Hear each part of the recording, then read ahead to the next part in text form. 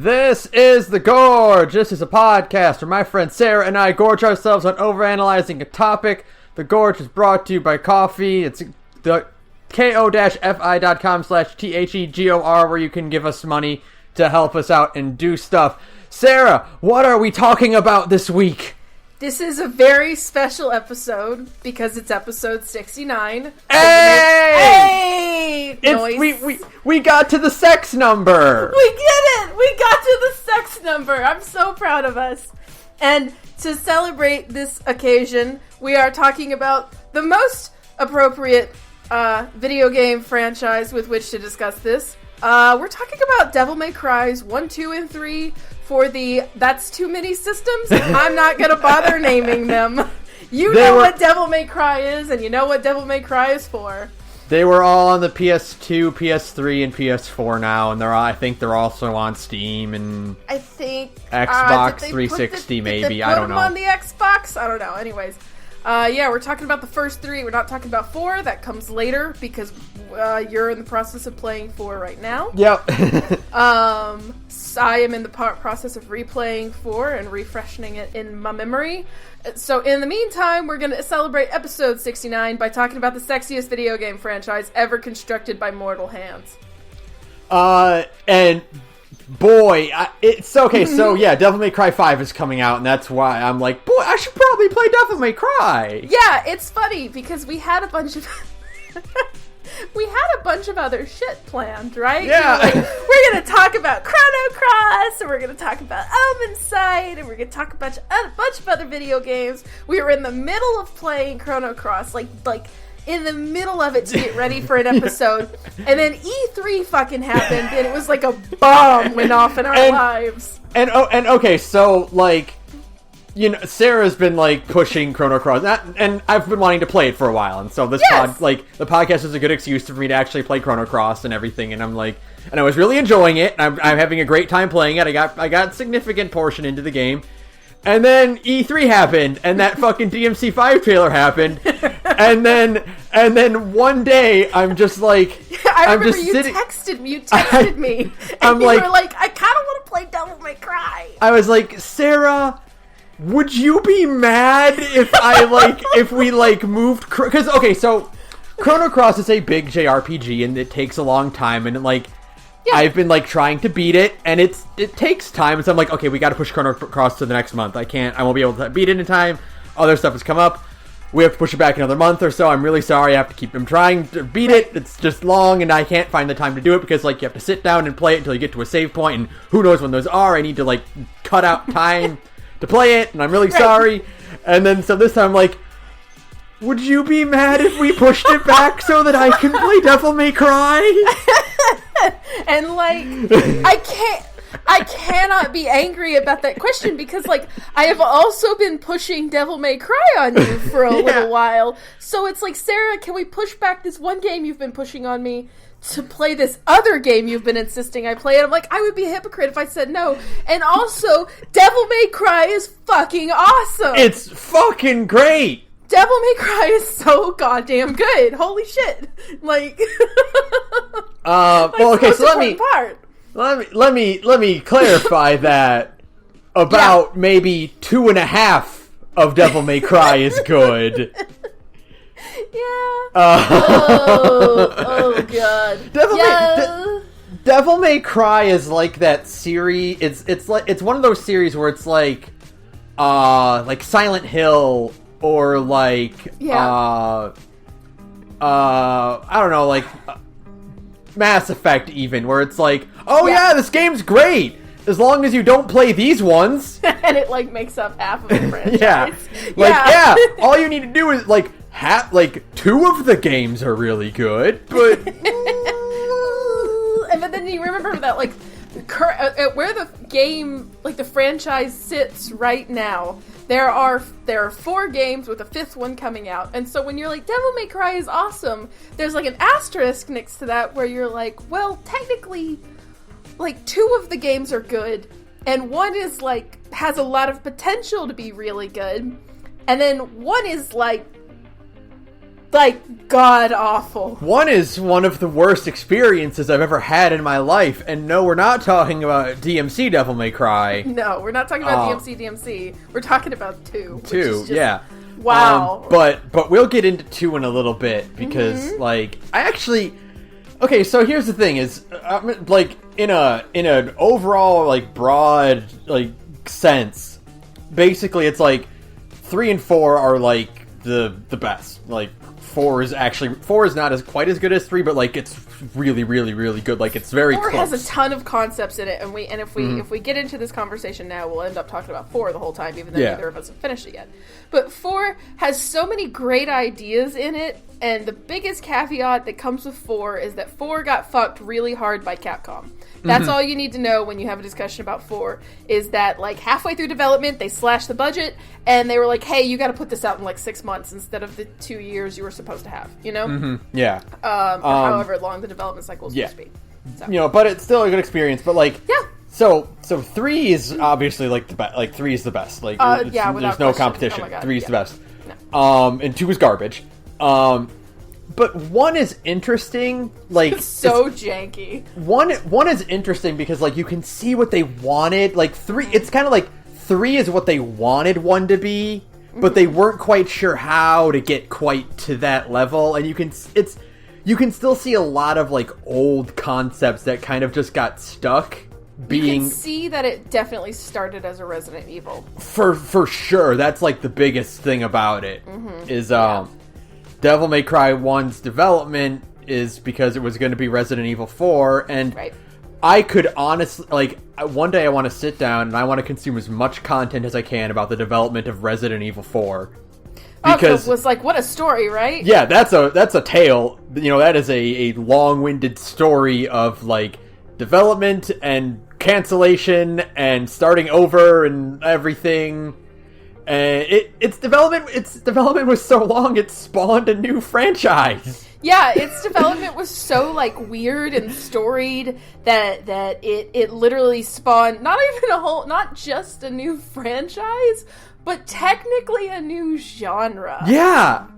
Like, that's probably the most interesting thing about Devil May Cry, is that it was kind of a thing I wanted to start with, is that... So DMC1 is technically the first character action game. Don't fucking at me and talk to me about how Total Biscuit or whoever the hell it was saying that there's no such thing as a character action genre. There are such thing as subgenres. Shut the fuck up. Don't even start. I don't know. That's Total Biscuit's the guy who died, right? Yeah. Oh, then it's there's another guy on YouTube who has a bunch of followers, and he's like, well, there's no such thing as the character action genre. It's just the action genre. But shut up! There are such things as subgenres. Like, there's different types of romance movies, so there's different types of action games. So yeah, Devil May Cry is the beginning of the character action genre. There are games that kind of inspired Devil May Cry, but are not the same thing. They don't have an emphasis on, like, stylish action. Sort of the Berserk is probably the best example of, like, a pre-character action game. It's an evolution of the beat-em-up genre. Yeah. It is, yeah. The character action, like, by definition, it's a vague term. Like, there's no... the lines are blurry, you know? There is no Wikipedia page for character action games. I checked. But I would define it as a game that has emphasis on building combo. Yep. An emphasis on scoring your performance at the end of missions.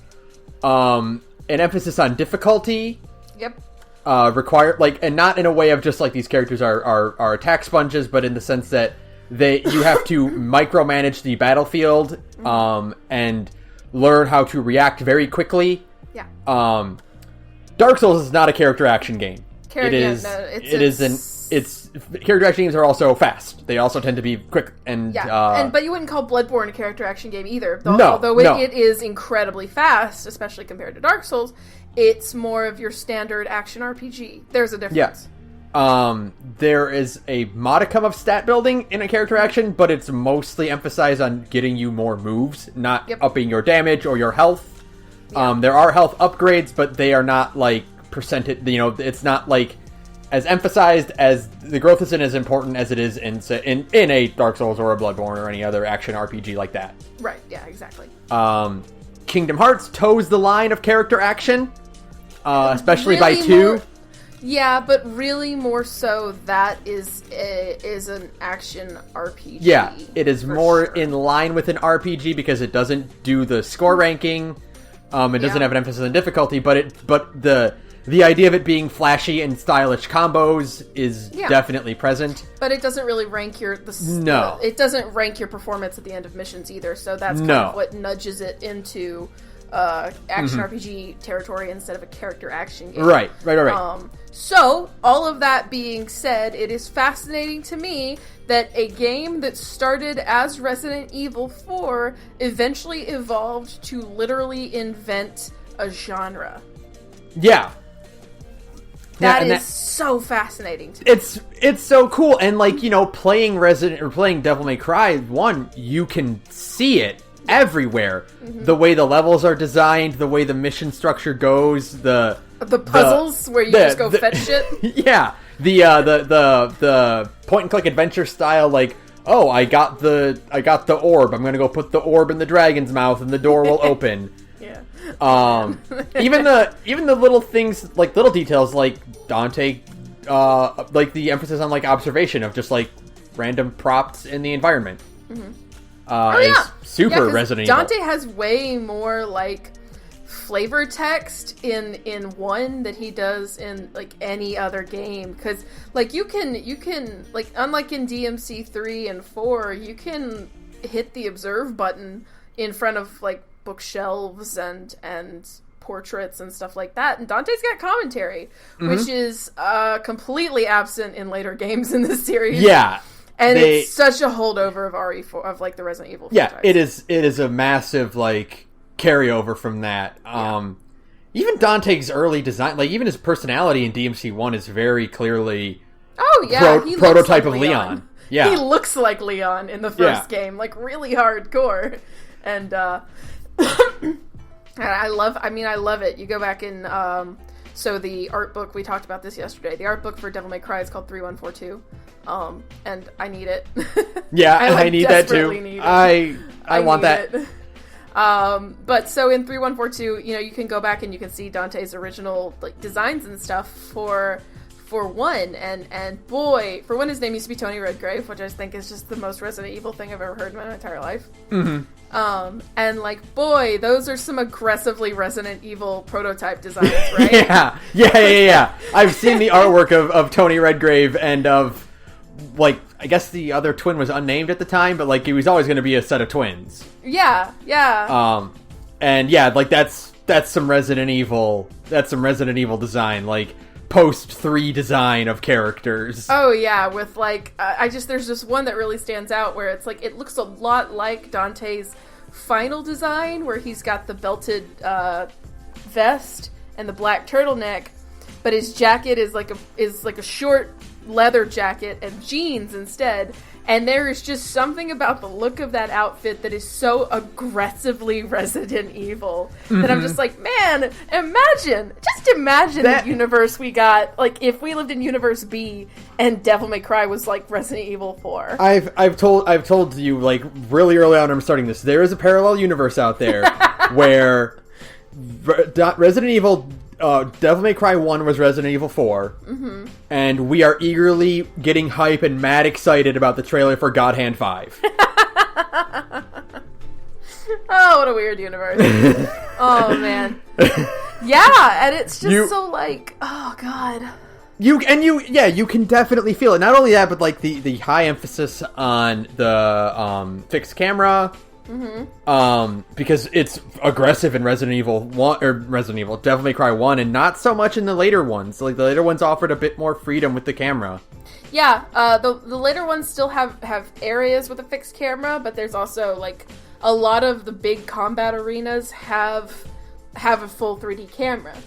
And so like it's kind of a half and half measure that I'm really hoping they just get rid of in 5. Like, just get rid of it. I mean, like, I don't like fixed camera angles in general. Just get rid of them. Give us a full 3D camera. Give us a button that instantly centers the camera behind Nero's back. Right. Problem solved. That being said, yeah, the fixed camera angles, the pre-rendered backgrounds. I guess they're not. No, they're 3D. Modeled. That's a 3D environment. Yeah. Yeah, they're modeled. Yeah, I still like have Resident Evil on the brain when I think about it. Yeah, it's so, especially even when you think about like the setting for DMC1 is like, they talk about the Castellans and stuff like that, which is so prototype RE4. You know? Yeah. Even the castle setting, which you eventually go to in 4, is it's there in Devil May Cry. Like, I don't know. That's so weird to me that DMC1 is so obviously a Resident Evil game with just a bunch of new mechanics stapled to it.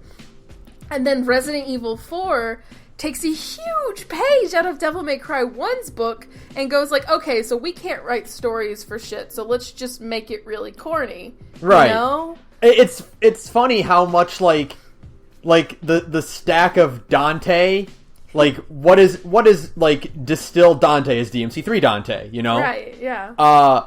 It goes like Devil May Cry 1 Dante, RE4 Leon, to DMC3 Dante. Yeah, where like the corny lines and the dumb action garbage it just ramps up with every iteration of like this concept, and it is hilarious to me to see the influences everywhere, and I mean I totally dig it.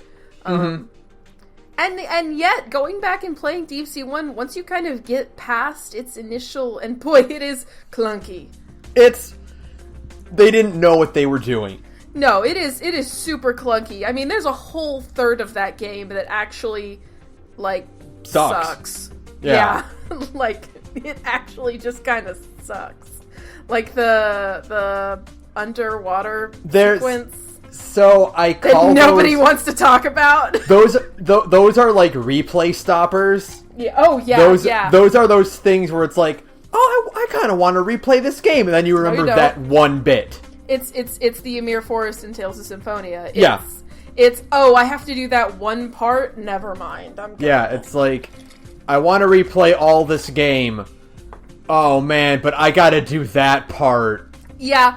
I love Kamiya like a lot, but I think somebody needs to like shove his face against the screen and be like, who thought that a platforming sequence in a game with fixed camera angles was a good idea? Whose man's? I want names, you know? Like, I need to know, because there's that bit where you have to go get the Ifrit gauntlets, and you gotta jump from platforms with a fixed camera angle. And there's no way around it. There is no... Actually, I watched a speed run from last year's SGDQ, and you actually, if you get air hike early, you can, in fact, just skip that whole sequence. It's great. Oh, I gotta watch that. I want to see that in action. That sounds great. Oh, it's so great. They finished the whole game in, like, 50 minutes? 55 minutes? Something like that? That's cool. It's really impressive. The stinger is your best way to get around everywhere. And yeah, I mean, like, that's still like that in Devil May Cry 4. Oh, yeah, for sure. 100%. You just stinger your way across maps. Yeah. But yeah, and just... There's so many clunky aspects of that game. The underwater sequence, the platforming. A lot of the bosses, too, are... Yeah. They're not intuitive. The Griffin... Bored. Yeah. The Griffin is like... I don't think I should be using the rocket launcher this much. I think they wanted me to do it a different way. Yeah, I feel like I should be using, like, my sword, and I'm sure somebody on the internet will be like, get good, scrub, but I watched that speed run, and you know what? They didn't use the sword either. They used the magma punch with the Ifrit gauntlets, and it just kills them really quickly if you do it right.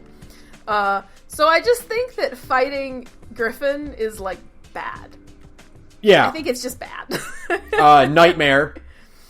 A nightmare is a nightmare, yeah. Yeah, it's the worst thing ever. It's super unintuitive how you're supposed to actually take him down unless you look something up, you know? And they stick you in a fucking, the worst arenas for that fight. Like, the first nightmare fight is okay because you have room to maneuver. You know, you have a little bit of...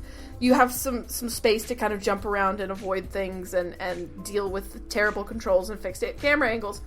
And then the next 2 fights lock you in these teeny tiny rooms, and it's just... It is misery. It's the worst. It's the least fun ever. So, you know, that's cool. God... Like, and then there's, who else is there boss fight wise in 1? There's Magma Spider, who is fine. Phantom is fine. Phantom's okay. Like, once you beat him the first time, you get it for the rest of the encounters. You know? It's super easy. Like, after that, you're like, oh, okay, this is actually really simple. Nello Angelo's great. Nello Angelo is a fantastic boss fight. Those are great boss fights because those are, like, the beginning of good-ass DMC duels, which are probably the best part of DMC, I think. Yeah.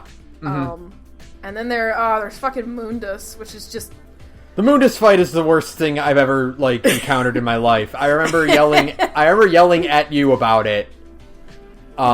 Because they invert your up and down. Yeah, and you can't because fix it. You can't change it, and because, you know, it's to simulate flight simulator controls, or like rail shooters like that. The difference being that in Star Fox, which is a game that I adore, I love Star Fox 64 more than some family members. In Star Fox, you are controlling a plane. You are flying a spaceship. So having spaceship controls makes sense. Right? In Devil May Cry, it does not make sense because you're controlling a person. Yeah, how about, like, all the bullshit gimmicks in the Mundus fight? Because it's like, oh, well, there's a flying sequence, which is, like, introduced out of nowhere and sucks. And like, it's played like you've done this before. Yeah, like, you know? Fun. Yeah, Like, the difficulty of it is kind of like the difficulty where, like, it assumes you've done segments like this already. And it just kind of throws you into it and is like, have fun, idiot. Yeah. And then the next Mundus fight also kind of sucks because, like, I don't know, it's just not fun to have to jump up there and wail on him like that. I mean, I just ended up using, like, if you go Devil Trigger in that last fight and you shoot at him with, like, the fireball things, that's the best way to kill you just gotta cheese it out, basically. You have to cheese it. And anytime the best option to win a boss fight is to cheese it in Devil May Cry, something's gone wrong. And yeah, I don't know. It's like, oh, bad final boss. I posted on Twitter. I was like, you know, like, good final boss fights are kind of important, guys. That image from the Strong Bad game for cool people. yeah, good graphics, except it's good final boss fights. Crazy idea, I know. Later games get it, not this. Later games really get it real good. Well, later game. Yeah, later game, but. The Nello Angelo fight's great, though, because that's just, like, super challenging, and, like, it makes you use everything you've got in your inventory, and... Yeah, it's great. Yeah. You have to, like, really be like, okay, well, you avoid this, and you bob and weave, you get behind him, and it just feels like a real sword fight between two people who are both really fucking strong. It rules, you know? Right. The game, Devil May Cry 1, introduces a lot of things that are just going to become the norm for this genre. Yeah, Your Stinger, your High Time, you know... your Helm Splitter, like all those like basic movements that are just like they're everywhere. They're in Bayonetta. They're in Metal Gear Rising. You know? Yeah. It's really bizarre again to think like, oh well, this Resident Evil spin-off essentially, not really, but you know what I mean? Yeah. Like it was birthed out of Resident Evil. This game is like what starts the crazy action genres of Revengeance and Bayo. Like, it's so interesting to me. And then you go and you play the game and you're like, oh, this is kind of janky. Oh my god. It's the progenitor of this whole genre, and because of that, it's not really that, like, it's not going to wow you if you've played Bayo or Rising, you know? Yeah, but it has a lot of great things going for it. It has, excellent atmosphere. I don't know. I just love DMC really, 1's atmosphere so much. Really haunting, and because it was going to be Resident Evil, so it's got like a horror. It's got more emphasis on like the horror aspect of it. Yeah. Isolation and like making you kind of navigate this big environment back and forth with like a lot of like cramped rooms and like just like atmospheric elements to it. The part where you come back to the castle after going to get the Ifrit gauntlets and you fight Griffin for the first time, when you go back to the castle and, like, it's storming outside, the music changes, and it's really dark inside, like, I don't know, as a kid, that just really spooked the hell out of me, and now I'm a grown-up, I'm like, this is still kind of creepy. Like, It's not scary, but it's kind of like, yeah, this is kind of creepy. It's got some good atmosphere. Mm-hmm. It's weird, because later Devil May Cry's are not. No, they have that, they have the atmosphere, like, they have an atmosphere to them, but it's not horror-inspired at all. No, but, you know, I really like that. It's so anomalous for the franchise, but I still really like it. I like the music. I like the weirdness of the castle itself, and all the flavor text about how, like, fucking haunted this place is. Yeah, which is awesome. The fact that, like, the place has, like, weird time distortions and stuff. Mm-hmm. I kind of mentioned this to you, but I love how, like, the mission structure for this game is because it's very minimal with its cutscenes. You know, there's only a handful of, like, actual, like, cutscenes where characters talk, and not just cutscenes of, like, Dante putting a thing down and, like, a thing opens behind him. Right. You know? But, like, the mission structure is just, like, find the spear and get your way through this bridge. And it's like, oh, I guess Dante just knows to do this. I guess it's fine, sure. Dante just kind of intuitively knows how to do the thing. Sure, it's fine.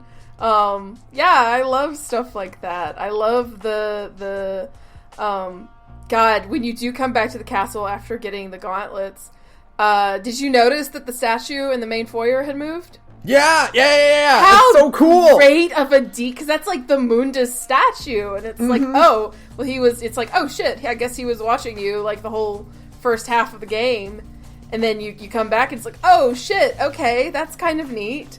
That's like one of those like, what the fuck is different? Oh my god, yeah, it's so cool. Yeah, I love that part. It's just such a weird, unique little game when you break it down to all of its parts, you know? Kind of the way that I kind of like see it, like in hindsight. I don't know, you know, obviously that's the problem with stuff like this, is that I can't experience it when it came out because I didn't do it at the time. You know, that time is long past. Mm-hmm. But playing this and kind of knowing what Devil May Cry is, Devil May Cry 1 kind of feels like a tech demo. Yeah, for totally the genre does. almost. Yeah. Because like I said, it's very minimal with its storytelling.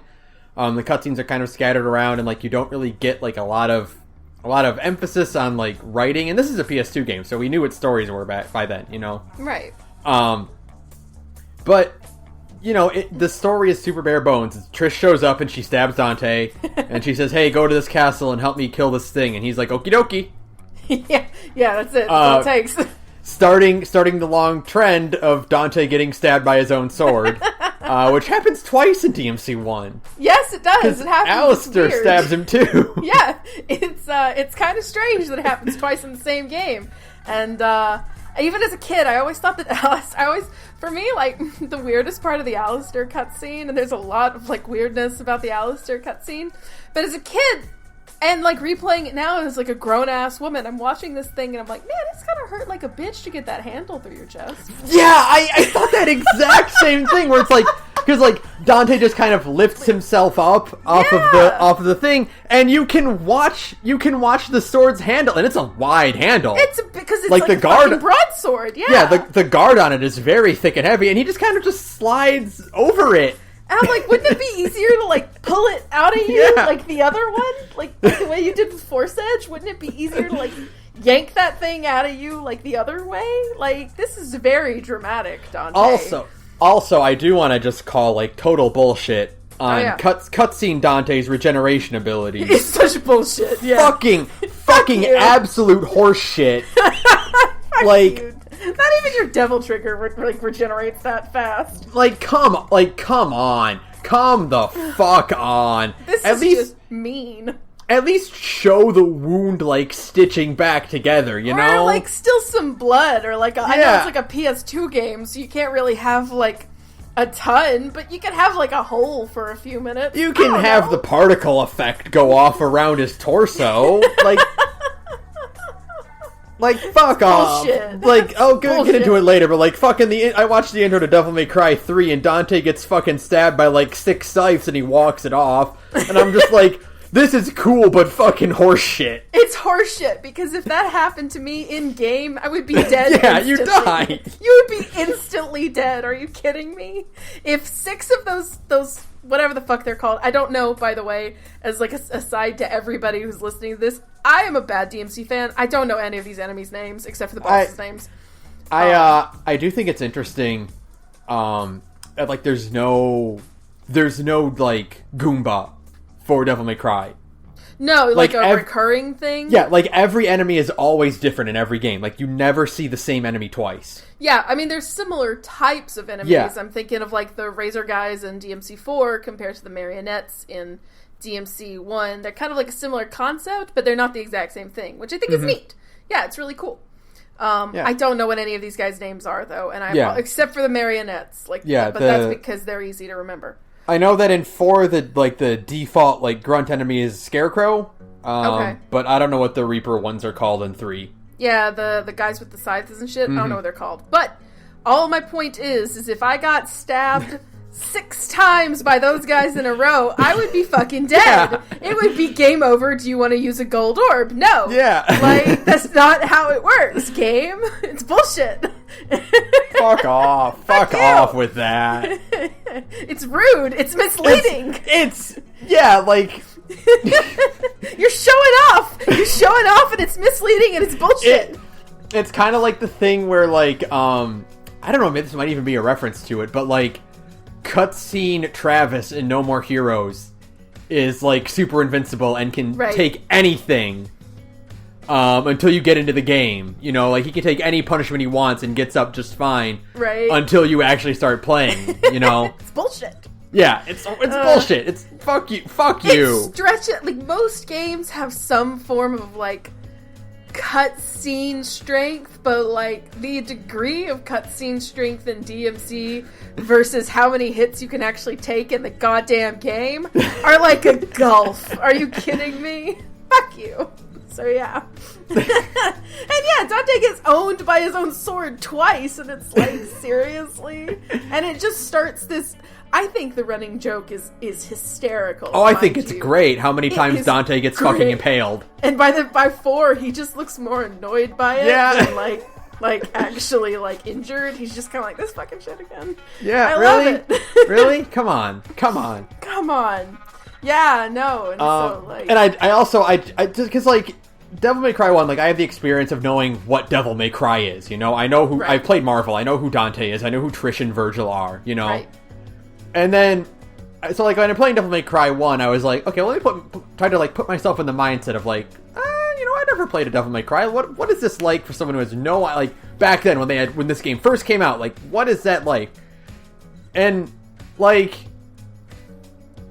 this game doesn't like do anything to tell you about its world or like what's going on.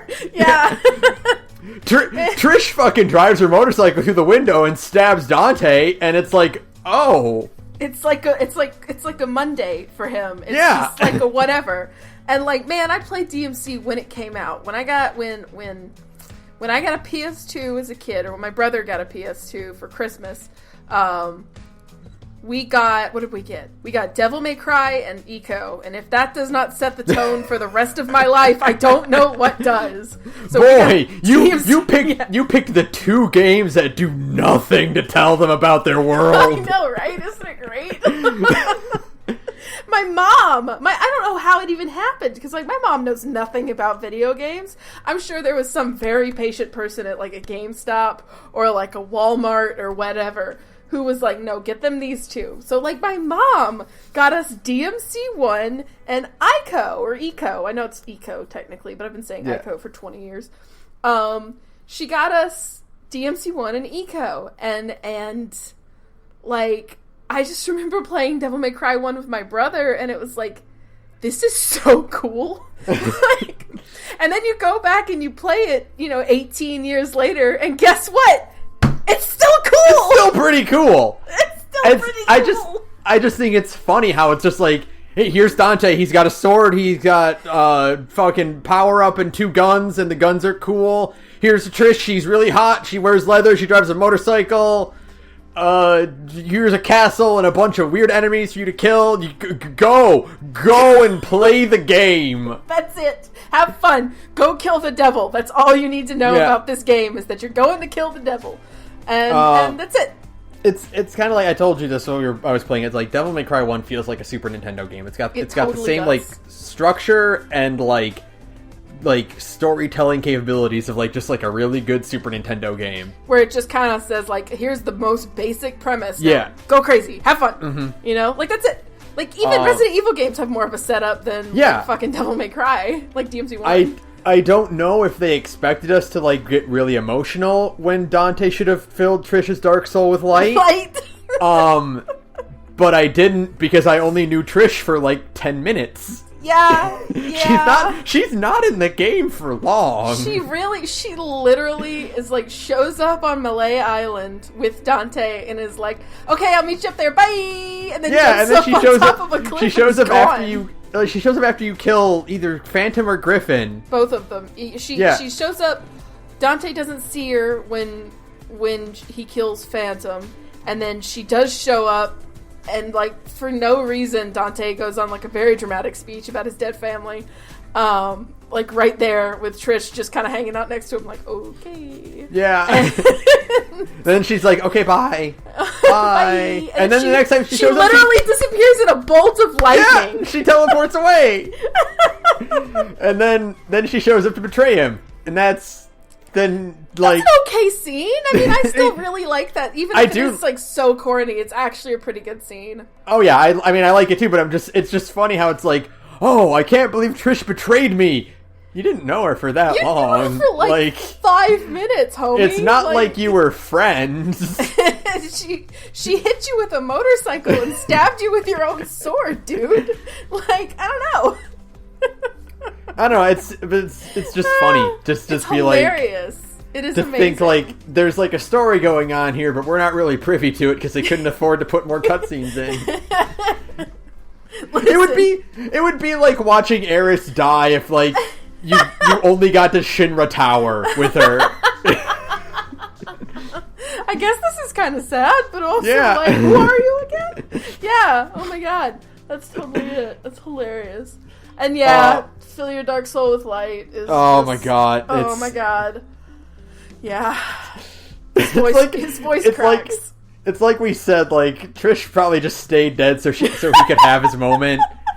She's like, you know what, I'm just gonna stay out because... She's just laying there with her hands over her chest like, is he gone yet? Oh my god. Yeah, like, you know what, I'll come back in a little bit.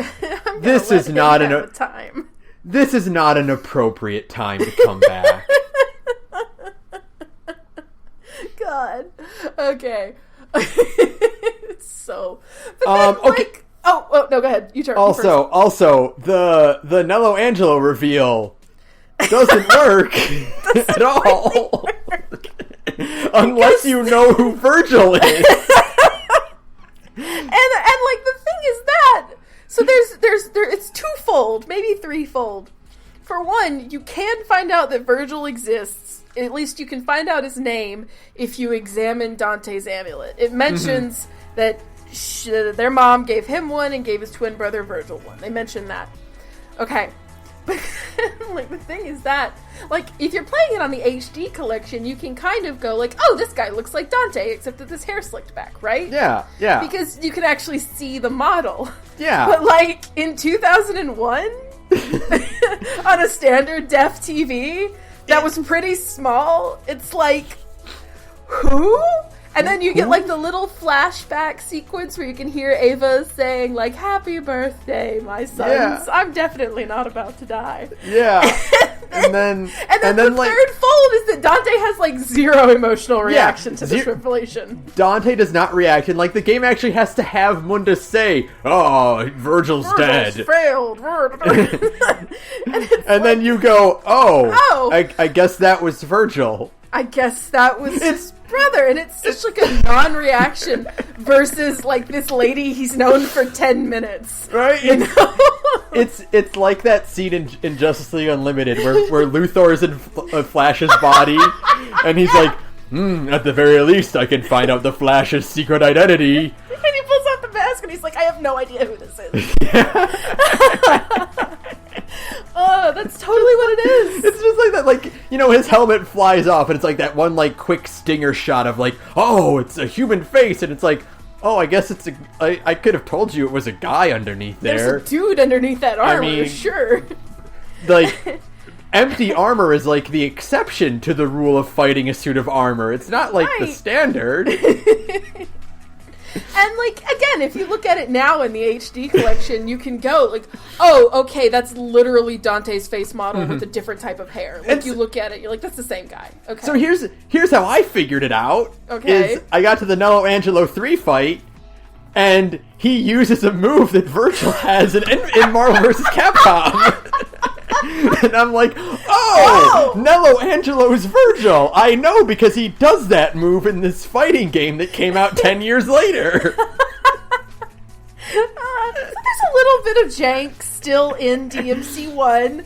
They didn't quite know everybody's, like, characterizations, motivations, the way they talk and act. You can see it with Dante a little bit. He's still super cocky and arrogant, you know, and he's kind of corny. Flock off, Featherface is one of the best lines, like, in the iconic fucking series. It's iconic. It's incredible. He has no patience for, like, big monologues. You know, he just whatever brushes off anything. Right. He's got, like, a little bit of it's like there's, like, a portrait where, like, you can examine and it's like, oh, it must be the Castellan and his wife. Oh, they're cute. Yeah, he's kind of got, like, a soft side. Yeah. You know, and he still saves Trish at the end, but, like, it's pretty bare bones for the most part. But you just kind of get, like, the inkling of what we as a public think of when we think of Dante, you know? Right, yeah, you kind of, like, that's the beginning of the Dante that everybody thinks of when you say Dante from Devil May Cry. Like, what do you think of? Like, all of those ideas are in there. Yeah, when a game features Dante from the Devil May Cry series, that's what you think of. Yeah, and all the later, well, not all the later iterations, but, you know, the iterations that count have all of those same concepts in there, but just, like, super magnified. Yeah, they understood what people actually liked about the first Devil May Cry, and then emphasized those. Right. So, but let's talk about their... go ahead. There's not really anything else I have to say about Devil May Cry 1. I mean, it's still a fun game. It's a great game. If you want to... If you want to explore what the character action genre was at the beginning, it's a good game.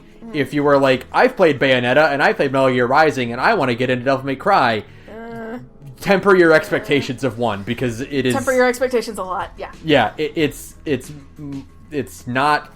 It is nowhere near that quality, because those games came out and had tons of time to develop into what the genre became. Yeah, exactly.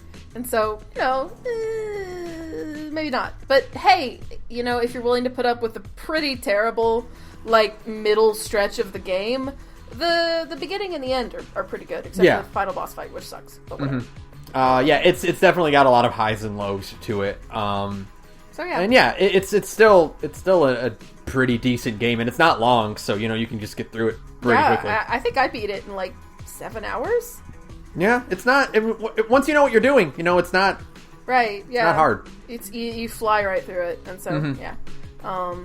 So okay. Here's the thing. When you said this is a great segue. When you were like, they took the aspects of Dante that everybody thought of in DMC, you know, from DMC1, and then for 3 and 4 they amplified them. Right? You said. Yep. And then there was a slight misstep right after DMC1 where Capcom clearly misunderstood what people liked about Dante. And that's where Devil May Cry 2 comes from. Okay, let me say something to the audience. Okay. For the Gorge, you know, we like to play games from start to finish, you know, before we start talking about them. Like, generally that's the rule. We try to do that, you know. We didn't do it for stuff like Silent Hill, or for like some other things where it's like that's too much to do for once for what we want to talk about, you know. Right. But we still you know, watch an LP, or we have past experience with them, you know, to kind of just get a general idea of what we want to talk about. So, that being said, I couldn't. Nope. I couldn't. I could No. not. I got you on the share play for the PS4, Yes. and we did about an hour and a half of Devil May Cry 2. We got to the infested chopper. And Yeah. I couldn't. No. It's terrible. It's I didn't. bad. Everyone told me. Everyone said, "Don't play Devil May Cry 2. It's awful. It's absolutely garbage. It is the worst ever." And I'm like, How bad can it be? how? You know, like, and this is okay. So people started I started getting this like around the same time that like DMC Devil May Cry came out, and I'm like, okay, well, I can see what DMC Devil May Cry is, and I know it's not very good, but I can still see the game, and the character moves very quickly, and he swings a sword quickly, and he fights many enemies. Okay, so if this is a terrible Devil May Cry game, Right. how bad can 2 be if this still looks like acceptable? Right. And then I played 2, Oh. and I went, oh. Oh no. Oh no. Oh no. Yeah, it's bad. Yeah, it's pretty bad. Yeah. I don't it's understand. Shockingly bad. Yeah. There are some pretty interesting stories if you know where to read.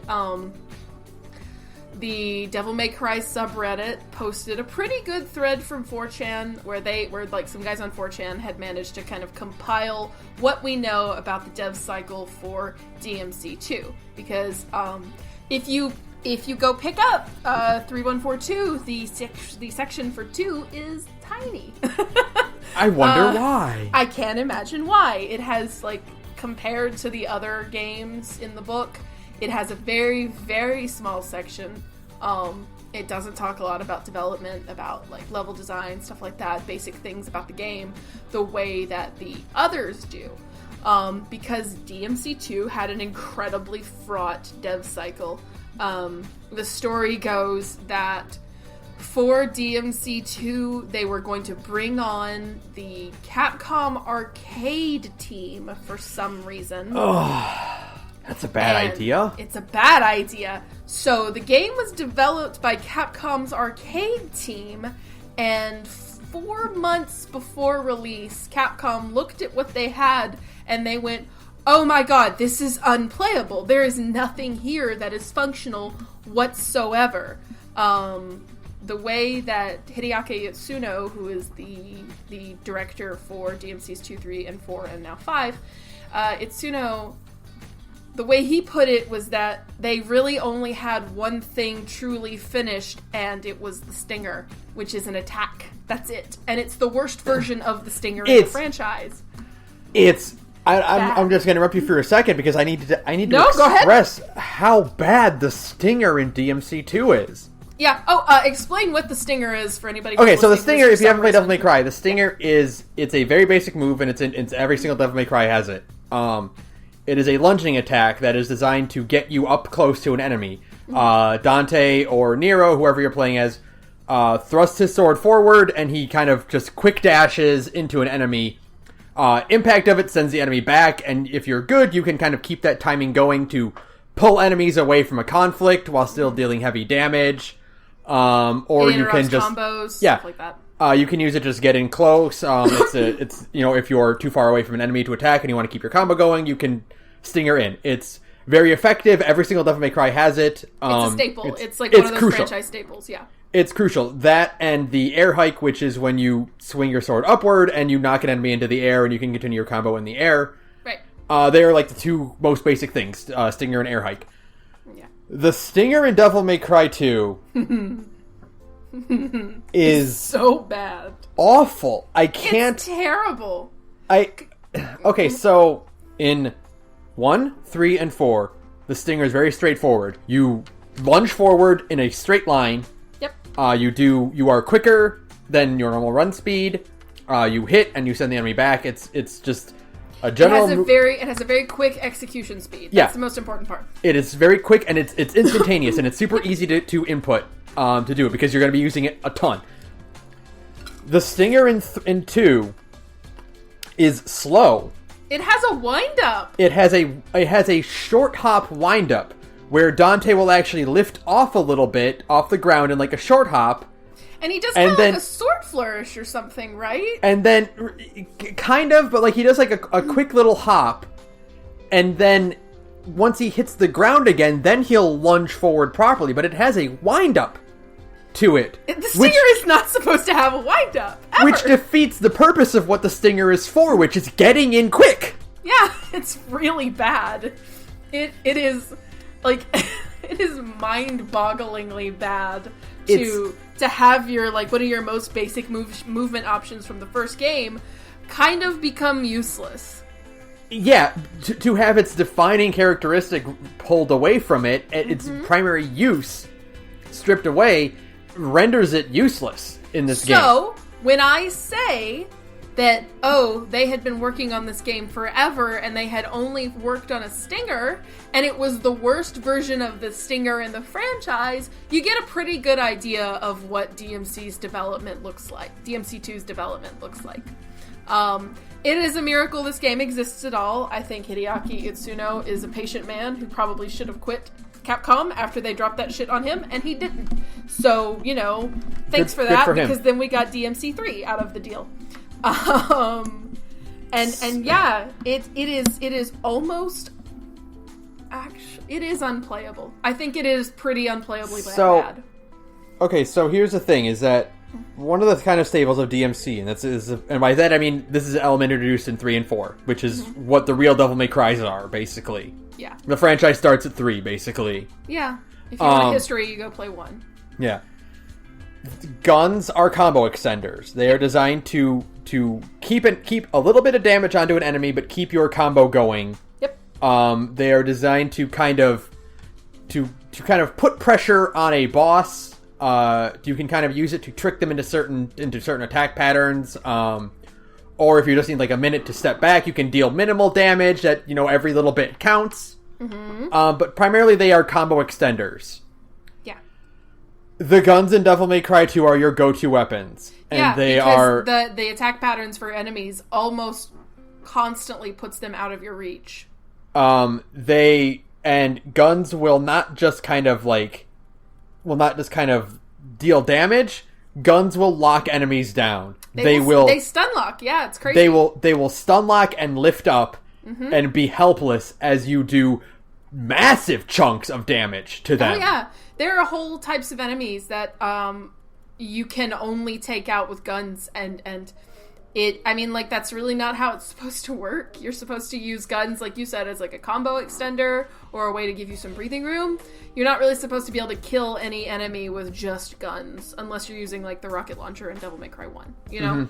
Yeah, they are primarily designed as last resorts. If you're low on HP and you need to get away, you can use it to just kind of get away a little bit. They are not offensive weapons. They are for augmenting your sword abilities. Yep. And the sword is useless in Devil May Cry 2, and guns it's really are everything. Slow and sluggish and not fun to use. Yeah. And guns are everything. Yeah.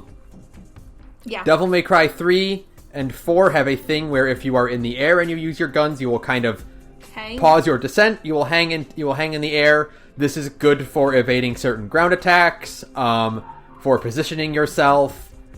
Devil May Cry 2 has you lift 4 feet off the ground when you pull the trigger. Yeah, you actually go up when you pull the trigger in DMC2 instead of slow your descent. I tested it on your descent from your jump. If you fire a bullet, you will rise into the air. Wow. God. It feels like a glitch. It does, yeah. There's a lot about this game that feels like a glitch. Yeah, it sucks.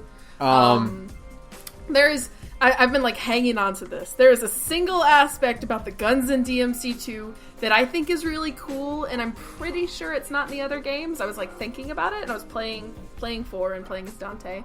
So there's one really cool thing in 2 that I wish would come back. Is Dante, when he's using Ebony and Ivory, he'll adjust his guns to shoot at different enemies at the same time. That's Gunslinger. Is it? Okay. In 3. That's 3's ability in Gunslinger, and for the Gunslinger style. Huh. Your circle Gunslinger a lot when I was replaying 3. Yeah, your circle attack is to lock onto 2 different enemies. Okay. But yeah, he just does it as a default in 2, and it looks really cool. It actually does look pretty cool. It doesn't look awkward. It actually looks like a like, oh, I'm like in a John Woo movie, you know? Mm-hmm. But that's it. Like, that's it. All DMC2 really has. And it's weird because, like you said, there's a lot of stuff in DMC2. And I guess this is Itsuno going, well, I've got these ideas. I've got to make this game functional. Let's use these ideas I've got kind of set aside for a game. We'll stick them in 2 and we'll refine them in 3. Because a lot of stuff that's in like 3 and 4 that people consider to be like standard, I guess, they got started in 2 of all places. Like you said, Gunslinger has the multiple enemy shooting thing. There's a dodge that functions exactly like the dash in Trickster in 3, like the Trickster style dodge. You can upgrade the strength of your guns in 2 the way you can in 3. There's a bunch of like little detail things in 2 that you go back and you play it and you go like, oh my god, this stuff, it didn't start in 3, it started in the worst game in the franchise. Yeah, this is, it's actually kind of like the opposite of, like, there's like a thing where it's like, the bad thing in a game, like in a bad series or a game or something, existed in a previous one that was good. Right. And the default example I always go to is Adam in Metroid Other M. Yep. Was a character in Fusion, which is considered one of the best Metroid games of all time. Mm-hmm. And people think, like, Adam is terrible because he's part of Other M. And no, he actually came back. He was actually previously in one of the best games in the series. And so it's kind of the opposite here, where it's like, these elements that were reviled in Devil May Cry 2 ended up coming back and being really good in Devil May Cry 3. Yeah, and I think it just kind of speaks to, and again, it's why I'm like super hyped for 5, the fact that I think Itsuno is a pretty damn good game director to take a game that was non-functional and build something out of it in 4 months, which is absurd, and then take all of those ideas and iterate on them better in 3. That being said, 2 is abysmal. 2 is god-awful. It's got the best Dante design in it, but the worst bullshit. Oh! But the worst everything else about Dante and about every other character in that game. He's got no one-liners. He's not funny. He barely speaks. Yeah, he doesn't say anything. And I guess it's because they didn't have time to make cutscenes, obviously. Yeah. But like, he barely speaks. He has like one-liner right before he kills Arius, the main boss of the game, and it's not very good. And, like, that's kind of it. There's another playable character, Lucia. She has kind of a neat design. Like, especially her devil trigger is really, really cool looking. So there's good design stuff in the characters, not in the environments, which look like soup. So I told you when we were playing it, the environments in, like, Devil May Cry 2, the locations we've gone to, I told you they look like a PS2 game. Yeah. And... yes, of course they're a PS2 game, but, like, no. They look like a PS2 game. They look like a Quake mod. They're okay, so yeah. The first thing you go to is you go to Quake. And the city that you're in it's Quake. It's whatever kind of, like, weird fantasy sci-fi FPS, you know? Right, it's just like, a brown town made out of brown bricks, and that's it. Cobblestone roads and stuff like that, you know? And then you go to Dead to Rights.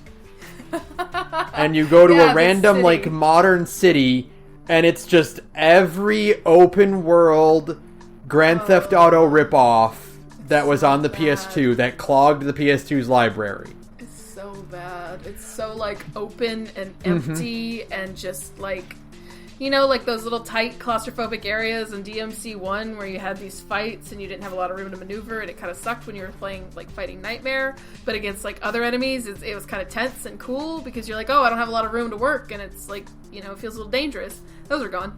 Yeah, those are gone and replaced with these giant, open, empty areas that... I was playing it, and terrible conveyance, by the way. I was like, where do I go? Where is the door? Because because there was the bit with, like, the raised, like the on-ramp. Yeah. That was the biggest, like, that was when we realized something had gone well and truly fucked. Yeah, I'm like, where do I, like, there's no conveyance for my direction. Mm-hmm. There's no minimap. And then you went down some rando alley and you're like, oh, this is where I'm supposed to go. there's no path, like, there's no way to, like, tell you, like, hey, this is where you need to go. It's just kind of like, here's a big open space, have fun, I guess. It's awful. It's well and truly awful. Mm-hmm. Yeah. I couldn't. Yeah, you can't finish it. It's not fun. I got to the infested chopper fight, and I stood in one spot, and I fired the gun. There is a great, if you want to see this, IGN has a video walkthrough for DMC2, and everybody links it to, like, show how bad DMC2 is. You can go find that video, and it's just the infested chopper fight, and literally the guy doing the walkthrough, like the video walkthrough, just stands in one place and shoots at a helicopter that's off screen because it's out of the range of your swords. There's no way to actually fight it with your sword, like, at all. I can't believe that this game exists in this state. Devil May Cry 2 feels like a Devil May Cry ripoff. Yeah, it totally does, right? It feels like a knockoff Devil May Cry game, the way there's a bunch of knockoff Crash Bandicoots and stuff. Yeah. It feels like, every fucking, like, GTA ripoff that cluttered the PS2. It feels like it feels like a Western version of Devil May Cry when the studio didn't know what they were doing. Yeah, it's so bad. It's so bad. Like it feels like it was from, like, a weird studio that made no other games besides this one. And it was immediately closed down. Yeah. After 2 came out. Yeah, it's on the subreddit. Some people are like, it's not that bad. They're wrong. They're super wrong. They're super wrong. It really is one of the most, like, unfun play experiences I've ever had in my life. It's floaty, it's empty, it's too easy for a Devil May Cry because the whole point is, like, overcoming really hard challenges. It's just bad. It's ugly. It has terrible designs and, like, locations. It's just not a great game. You should not play DMC2 at all. No. Okay, and here's a nitpick. Here's one final nitpick for it, though. When you're backing up with your guns, Dante does this weird, like, gallop. Yeah, it's like a weird hop thing. Like, it's like, he doesn't, like... Okay, so every Devil May Cry, like, he just opens fire with Ebony and Ivory. Right. He just... It's constant. But he does, like, this weird, like, two-step trigger pulling with it, and it doesn't feel good. It doesn't feel, like, natural or anything like that, yeah. It feels bad. The whole game feels bad. Also, they're not called Ebony and Ivory in 2. Yeah, they're just labeled as guns. handguns. Yeah. Yeah. Like, thanks, you completely... Yeah. And though, again, it's weird because that, like, DMC2 is where, like, Rebellion comes in. Yeah. And, like, Rebellion is iconic. It's, like, the sword for Dante that everybody knows, and you forget that Rebellion isn't even in 1. Like, yeah. It's not even on a wall in 1. Yeah, he uses Force Edge in 1 because he gets Force Edge at the end of 3. Yeah. And then he loses Force Edge because he gives it to Trish at the end of 1. Because he realizes that Force Edge kind of sucks. Yeah. You go and you play other Devil May Cry, you're like, wait, Rebellion rules! Why would you ever want to use the other sword? I remember, like, so, like, 3 makes a big deal about getting Force Edge, and I'm looking at it and I'm like, Force Edge's design sucks. Rebellion is way cooler. Rebellion is so cool. Like, both versions of Rebellion, the awakened and the unawakened state of Rebellion, just look way cooler than they do than, like, Force Edge ever does. So, and Alistair's the coolest. Alistair is the coolest sword, and I wish it would come back. It's not but I wish it would come back. I wish it was his default in 4 and not Rebellion, you know? I know! I mean, I get it, because Rebellion is tied to 3, and 3 is the beginning of the franchise. But, like... Alistair is so cool. Damn it. Come back. Okay. Alright, so but that's literally all I have for 2. And the cool thing about 2 is that, like, even Capcom doesn't give a shit about 2.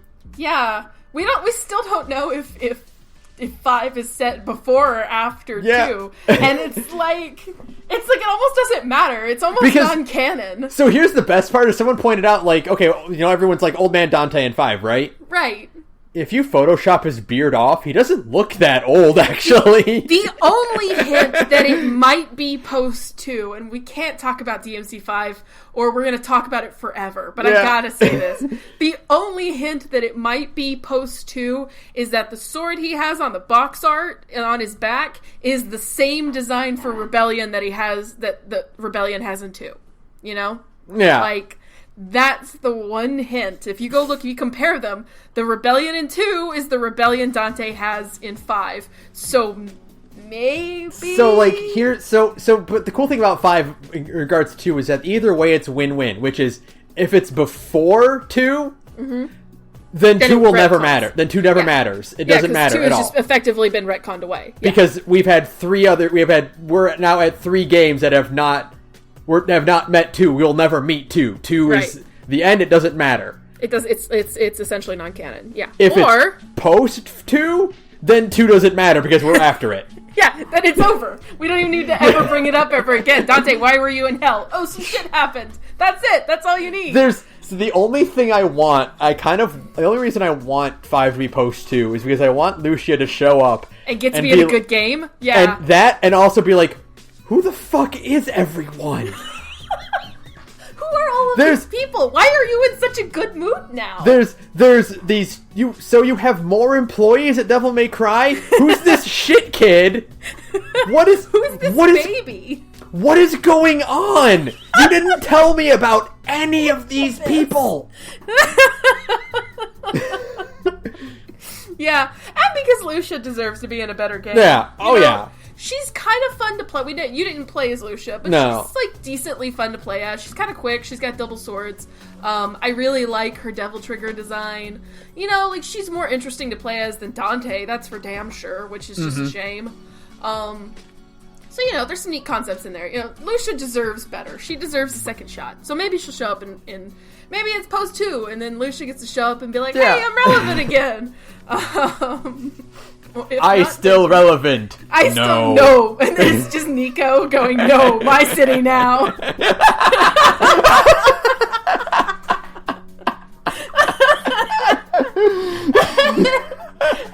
Oh god, no, I want that. Nico going my city now. I still relevant. No, my city now. Okay, we can't keep doing this. We have to move on to a good game, to a really good game. Holy shit, Devil May. Okay, so here's the best thing. Is the day that you and I played 2. Right. I played 2 for about an hour and a half, and I'm like, okay, I can't do it. This is way too slow. It's ruining my experience with 1. Yeah. I'm just gonna start. Totally I'm just spoiling it. Yeah. I'm just gonna start 3, and I'm just gonna move past it. And I got to the first fight of 3, and I'm like, holy shit! It's so much better! Every single way! It's fast and responsive and fun!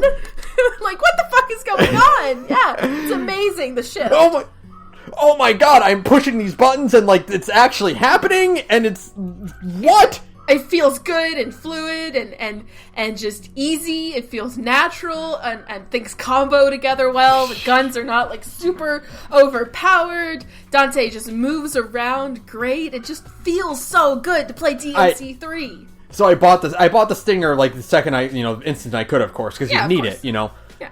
And I fucking did it, and I still had 2 on the brain, and I'm like, oh my god! Oh my god, it's so much better. It's so fast. It's fast, you fly across the screen, it's strong. Oh man, no. 3 is great. 3 is where Holy shit. It's 3 is where everything starts, yeah. That opening cutscene of fucking Dante trying to eat his goddamn pizza and doing everything in the most extra way possible. I'm just like, yes. This is Devil May Cry. This is what I was told Devil May Cry was. There is that single shot where Dante jumps on his pool table and he rockets all of his pool balls forward and they fly around him. And I was like a teenager, and I was like, this is the coolest thing I've ever seen in my entire life.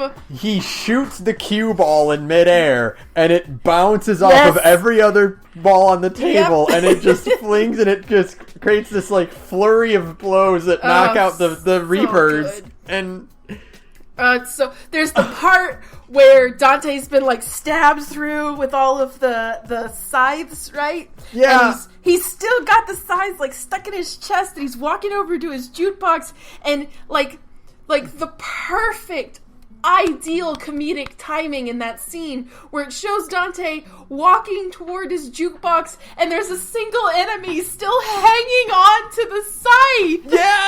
It's so good. Just getting dragged behind him. Dragged along, and it's so funny.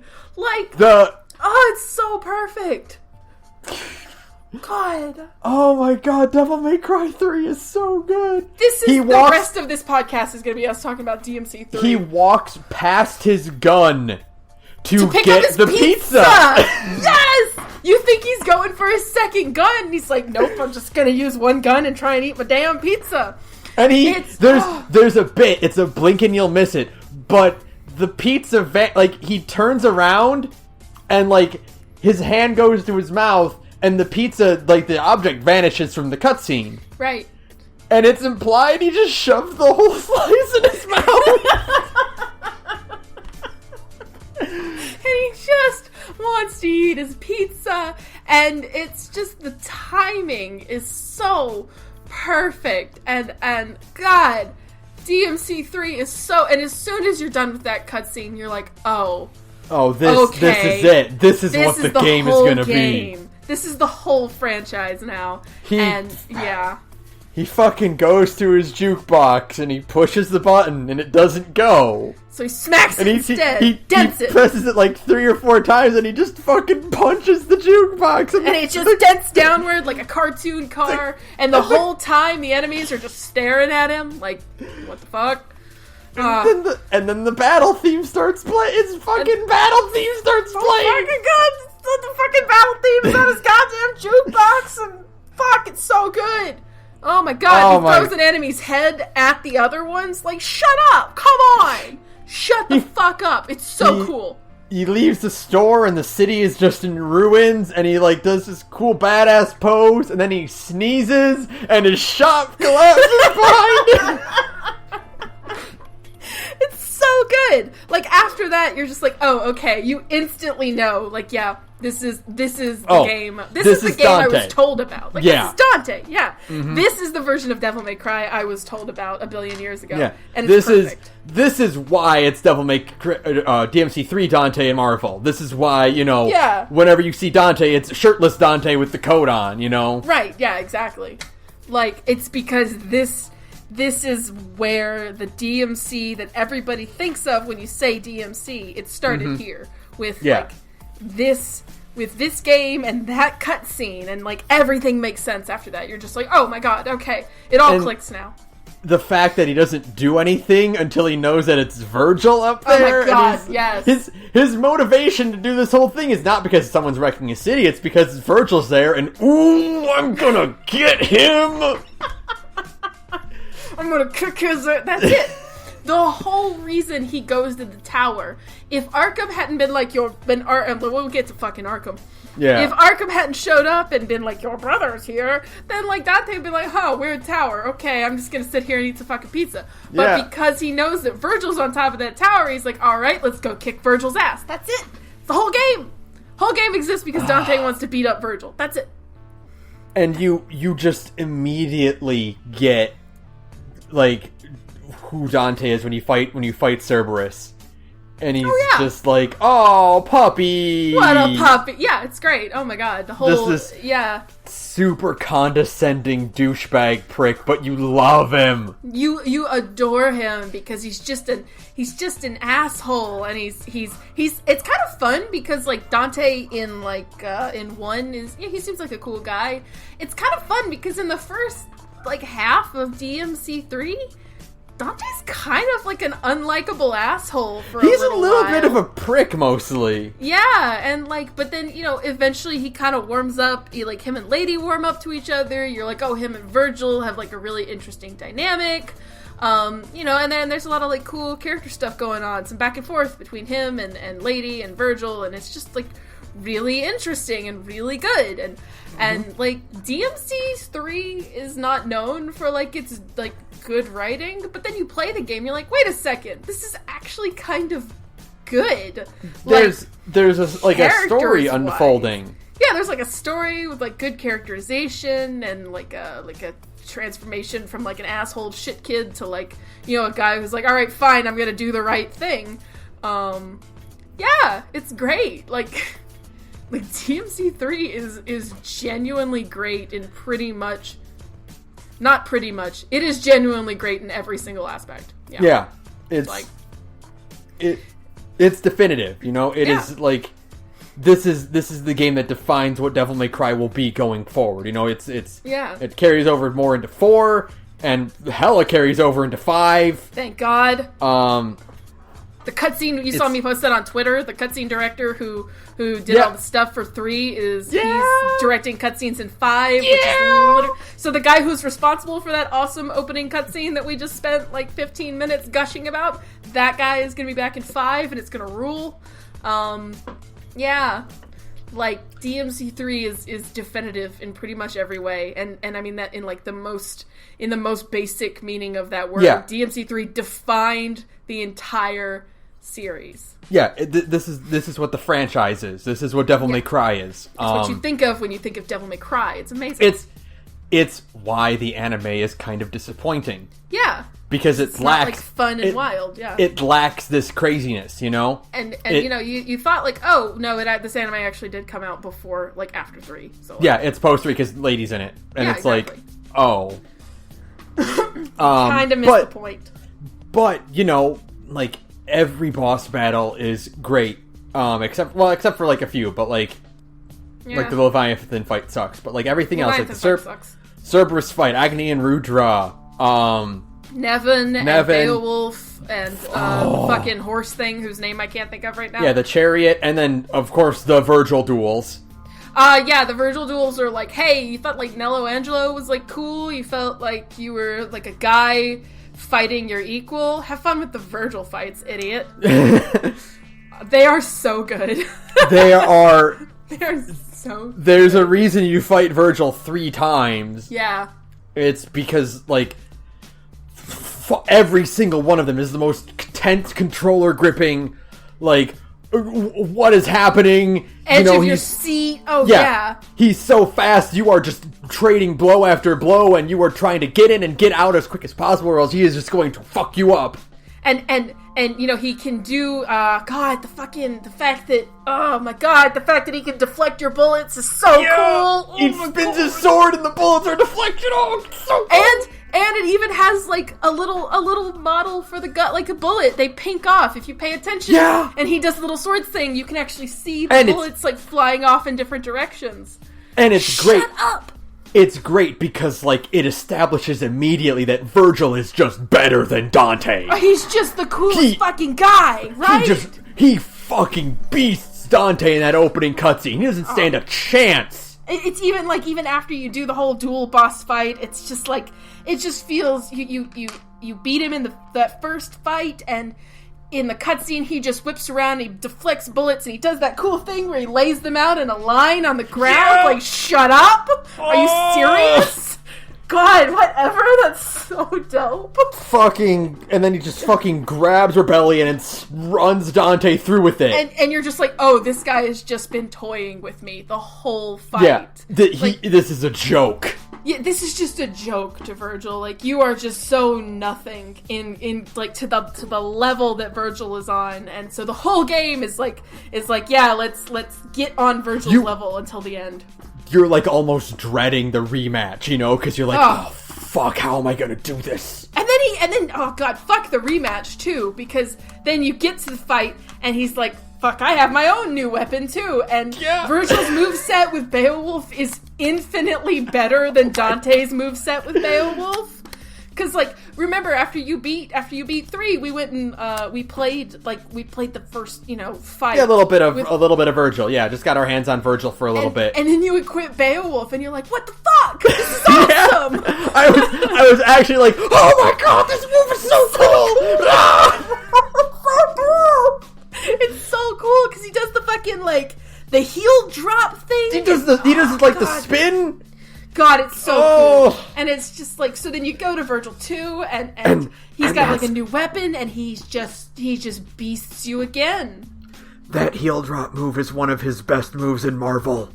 Yeah, it's also broken as fuck in DMC4. He's super broken in DMC4. If you go read, like, if you do any reading about, like, he is so cartoonishly unbalanced to the enemies in 4, and I guess it makes sense. But, like, man, no, Virgil's unstoppable in 4. It rules.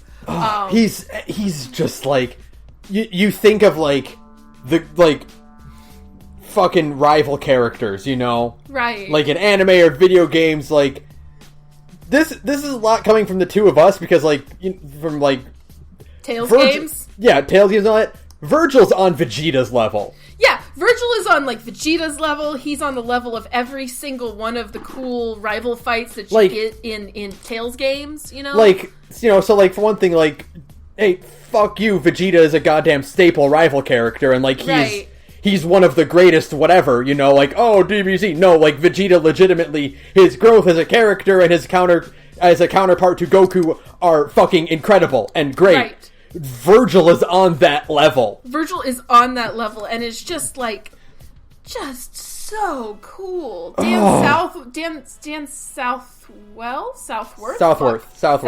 I always fuck it up. I'm really glad this is, because it's so like easy. Twin characters, right? Have them voice acted by the same guy. Yeah. You know, like that's usually how it goes. No, thank God they didn't do this in 3, because Dan Southworth is unbelievable. Oh, his voice is so good to me. Unbelievable. Because it's just so, like, because, like, Virgil is, like, a cool guy who almost never loses his cool, but when he does, he kind of, like, seems like he's on the verge of just, like, exploding, you know? And even when he's, like, being neutral, like, he's got such an intense neutrality. Yeah. He's just the coolest guy. Oh. man, just and like the best rival character. Of course, 3 is when we finally get Dante's real voice actor, Ruben Langdon. Who is like just like, yeah, because in 1 he had like he had a throwaway, in 2 we never talked anyway, so who cares? Right. Because he did talk, he doesn't sound great. Yeah, and then 3 is Ruben Langdon, and it's just like, oh yes, that guy knows how to just be as fucking wacky and hot-headed as he needs to be, you know? Right, yeah, all the just like sounding like he's having fun, because that's like Dante's whole character, is that he's just, you know, he just loves the fight. That's what it all boils down to. It's so fun and just, oh man, 3 is like a masterpiece. 3 is it's like almost untoppable. Like I'm sure 5, like, I like 4 a lot, but like it's not quite nearly as good as 3. Right. And like 5 has a lot to live up to beat 3. Yeah, and it's like I feel like in my soul, and I'm biased because everything I've heard about 5 is giving me what I've always wanted in a fucking Devil May Cry game. So like in my soul, I think 5 can do it. I think 5 can beat it, but I don't know. But there's so much to live up to with everything that 3 is. 3 is still, even with modern character action games like Bayo and Revengeance, it still stands like next to those so easily. Yeah, you know, it's almost timeless. Like everything, so 1 laid the foundation of like the genre, and 3 defines what the genre is. You know, yeah. Like you can see the beginnings of what character action is in 1, but like 3 is like, no, this is character action. This is what it actually is. This is how the genre functions. It's crazy actions. It's over the top characters being graded on your style. You know, just making sure you're dealing out a ton of damage and you look as cool doing it as possible.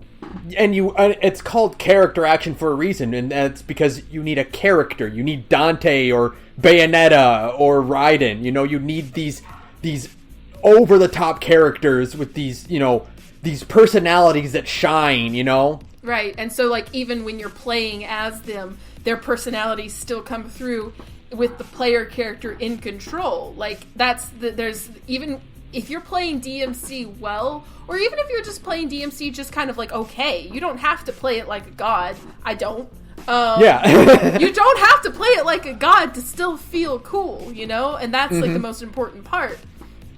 Is that if you're just playing it at, like, an okay level, you still feel like a badass. And when you do kind of reach that tier of SSS rankings on comboing and stuff, you're like, holy hell, I am a badass.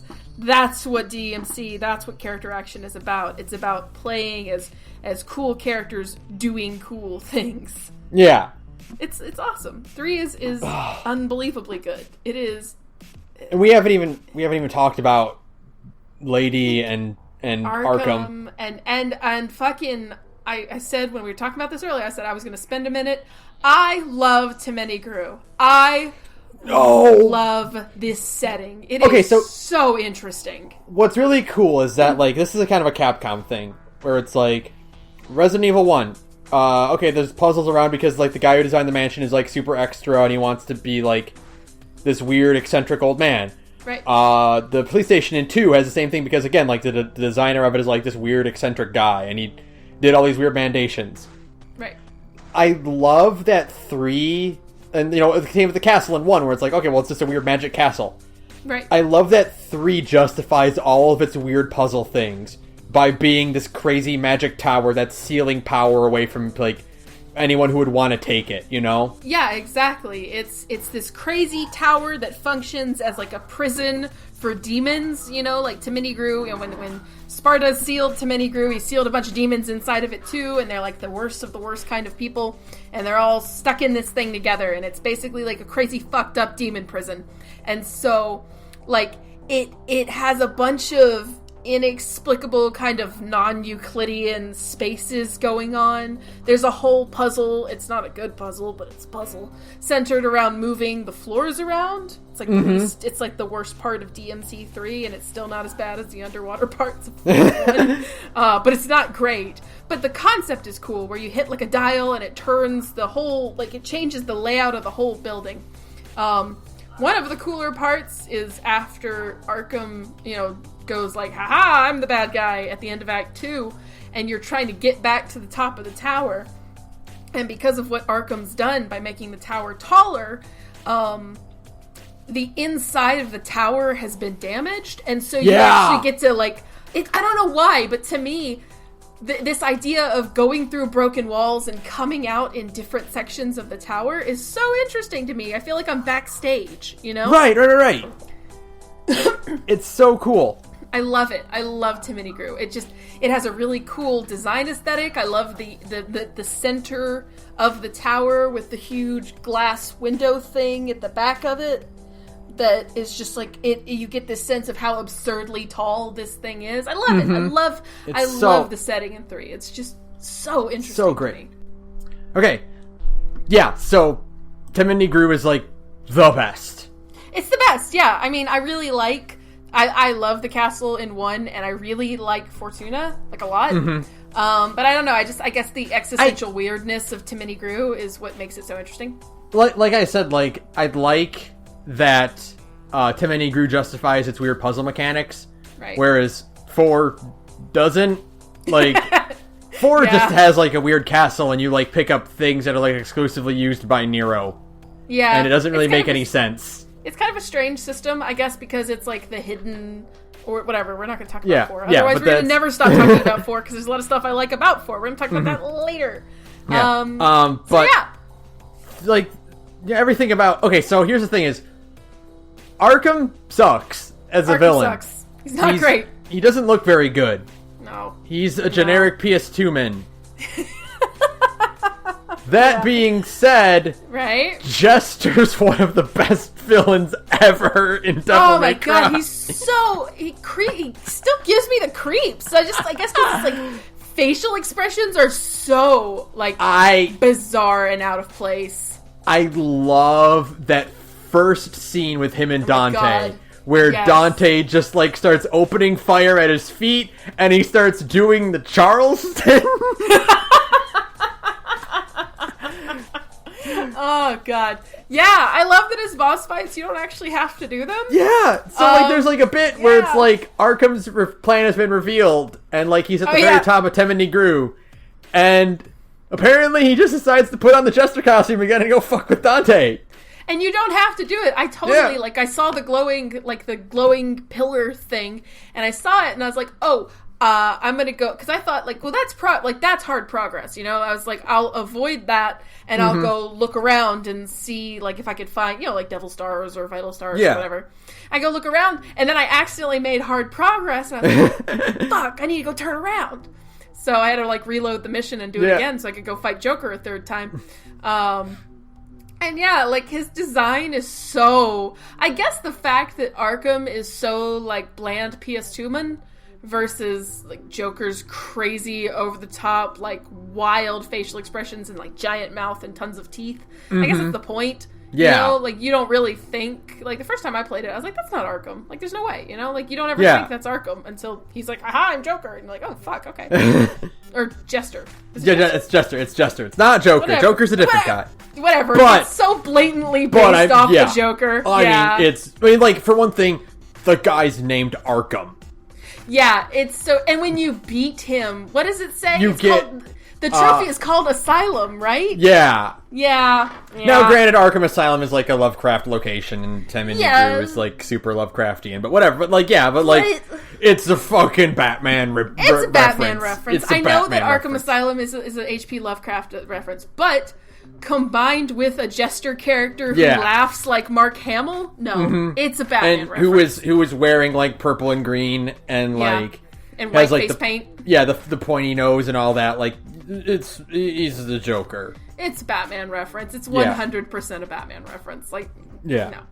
So But that first cutscene had me, like, legitimately laughing. Oh my god, no! It's so it's just when he's like dancing around on the ceilings and stuff. Oh my god, no, it's amazing. Dante's like, I'll cut that nose off, and he's like, oh, that'd hurt, and he's got because he's got that really, really long nose. Oh my god, it's so like just over the top and bizarre out of nowhere. Also, it's weird because, like, okay, so Arkham's plan is to guide Lady Dante and Virgil into the tower. You almost said Trish, but yeah. Yeah, I did almost say Trish. I totally almost said Trish. To lead them into the tower to get them to fight each other, and so they can, you know, stir up enough, whatever, to unlock Temenigru's full potential, to spill enough blood, you know. But you can die in the Jester fight. You can die in the Jester. This is again the difference between cutscene Dante and regular Dante. Cutscene Dante is a lot more invincible, for sure. It's like, what if that actually happened? Yeah, it's kind of like... But then, like, the whole point, he mentions that the whole reason he kind of had, like, this thing set up is specifically because he wanted Virgil and Dante to fight each other until they were exhausted. Yeah. Because, like, he could fucking kill Dante, but he needs to, like, wear Virgil out, because otherwise Virgil will bisect him in an instant. Yeah. Which he tries to do. And so, like, he needed to wear them out so that he could deal with that other factor, and he also needed Lady's blood, because Lady is the descendant of the priestess that Sparta used. And so, yeah, like, I guess I get the plot, but yeah, it's the difference between Dante and it's Dante. It's like how in Fire Emblem Awakening, when you fight Lucina, when she's still disguised as Marth, she can kill Crom. And oopsie doodle. Shit, we picked that up from each other. Yeah. I picked it up from Pat. And then I guess I got it from you. Yeah, great.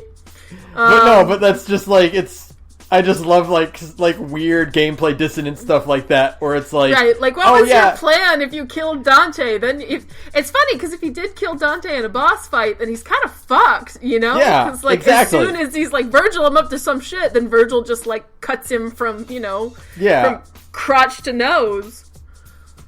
it's just funny because it's like, oh yeah, oh that's right, like that really like enforces like, oh yeah, dying is like a super not canon, and no, like it is super uncanon because I guess Dante is just unkillable in fucking cutscenes. Whatever. Failing a mission is like, okay, no, that's right, that's not actually how it happened, so it doesn't actually matter. It doesn't count. Yeah, because like again, fucking cutscene invulnerability in this. Yeah, game. because it's like Jester's like, oh, I just led you on and I had to wear you down. It's like, oh yeah, that was his plan in the game because he doesn't kill Dante. Right. Yeah. So Dante's unkillable again, apparently. Fucking, how do you even kill these two? That's what I want to know, right? I don't know. I would really like what is the threshold in the actual okay, so it's kind of thing like a Resident Evil thing where it's like in Resident Evil no one gets bit, right? Right. Like in the true proper canon of the story, Jill, Chris, Leon, and Claire never get bit ever. Right. That's just and you can get bit in the game and you can recover from it, whatever. But like in the story of the game, right? Like they never get bit. Then they, right. So like in the story, what? Because like obviously Arkham thinks he can kill these two. Yeah, and what is the threshold to actually kill them? How? Yeah, like in the actual story, how do you overcome Dante and Virgil's regeneration abilities? Right, because like they can shrug off like some. I mean, again, Dante gets like run through 6 times in a row by those fucking scythe enemies, and he just walks it off like it's no big deal. So like you never see a wound on any of them. Yeah, and there's never really any state at any point in the game where it seems like they're really like fucked, you know what I mean? Like physically they get tired at one point, but that's not the same thing. Like we never really see like their damage threshold. Are they just Wolverine? Can they just come back from everything? Or is it like if you do enough damage, will that kill them? Like can you, like, what about limbs? Can you take limbs off? Will they reattach like in RE7? It's all the same universe. Also, like, hey, does Lady have regenerating power? Because her foot should have been cut off. Her leg should be gone. Yeah, he definitely stabs her with Kalina Ann, like, right in the thigh. But she just kind of walks it. But she's seen walking around with a bandage, which means she's still technically injured. Yeah. And the guys don't need. I don't know. Capcom, these are vital lore questions that I need answered. I want to know what the damage threshold for the twins is, because like when are they in dire circumstances, you know? Like that's like the one thing I'm actually really curious about. Like Virgil knows that like once he impales Dante once, he's not dead. He knows to do it again when Dante tries to get back up. Right, yeah. Like I don't know. I don't know. We've never oh, you first. Yeah, we've never seen them in a cutscene where it's like, oh, they are in pain. Yeah, and they are like in dire straits because of their, and it's like so Virgil gets beaten at some point post 3 because he's an idiot and he's like, I'm gonna fight Mundus on my own. So at some point post 3 he goes to fight Mundus and he loses. So like what? So you can actually beat them enough to like I don't know what the fuck even happened there. Maybe we'll get an explanation in 5. Yeah. So like what is like there's obviously a threshold where you can do enough damage to these guys to actually defeat them, but like what is it? It doesn't. Yeah, it's just one of those weird questions that like never comes up until you start to think about it and you're like, wait a second. Like, how do you actually kill these guys? Yeah. If they can regenerate that quickly from, like, really, really severe injuries. Yeah. Organ-damaging injuries. Like, Rebellion's not a tiny sword. And I mean, like... And he gets stuck on that thing a few times. Nero really aggressively lobs that thing at Dante. I'm just saying. Like, it should have been a bit more of an inconvenience, technically. You know what? Even Nero has that if you think about it, because Nero gets impaled a lot too. And he still shrugs it off just fine. Well, he only shrugs it off after he gets his devil trigger. Because, like, before then, he even in-universe doesn't have the healing factor until...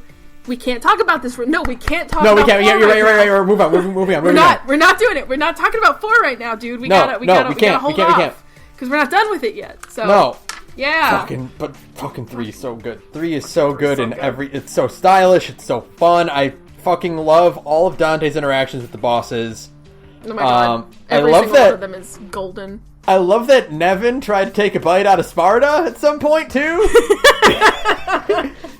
I guess if the boys are as identical to Sparta as everybody seems to imply, then why not? I'd take a bite out of any one of them. Yeah, I mean, I just think that's just like, she's like, oh, well, maybe I'll try as kid. Yeah.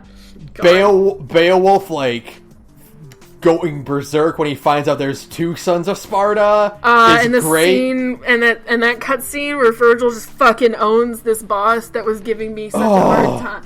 Boy, I felt bad for Beowulf. I felt super bad for Beowulf. Yeah, because he gets like steamrolled. He's Beowulf, and like is like, so like a good portion of these bosses are actually kind of like noble figures almost. They're kind of charming, like, yeah.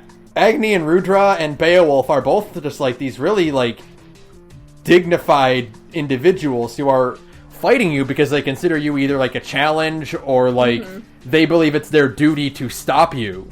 Right, yeah. And like, even like Cerberus is like his job is to guard the gate, and then like, Nevin is Nevin. Yeah, Nevin's Nevin. The doppelganger is there to teach Dante a lesson he already knew, but he fights the doppelganger anyway. It's fine. It's cool. Don't worry about it. They do a cool dance at the end. It's cool. It looks cool. Great. It's fun. After I beat by the way, it's like an aside. After I beat the doppelganger and like that cutscene started, I was like, am I gonna have to do this again? Oh no. Oh, come on, guys. Give me a break. You know what's funny? Doppelganger Dante is just Negascott. It ends the same way the movie does, where they just kind of become pals. You're right. God. Jeez. But no, like, I do feel kind of bad for Beowulf because he just gets really extraordinarily owned. Yeah. And again, that's like one of those fucking like this is the level that your rival character is on versus yourself. Yeah. Hey, guess who you're fighting next, idiot? Guess what he's got. Have fun. You know how you kill the boss and you get their weapon? No. Well, Virgil killed the boss. Guess what he's got? It's gonna be fun.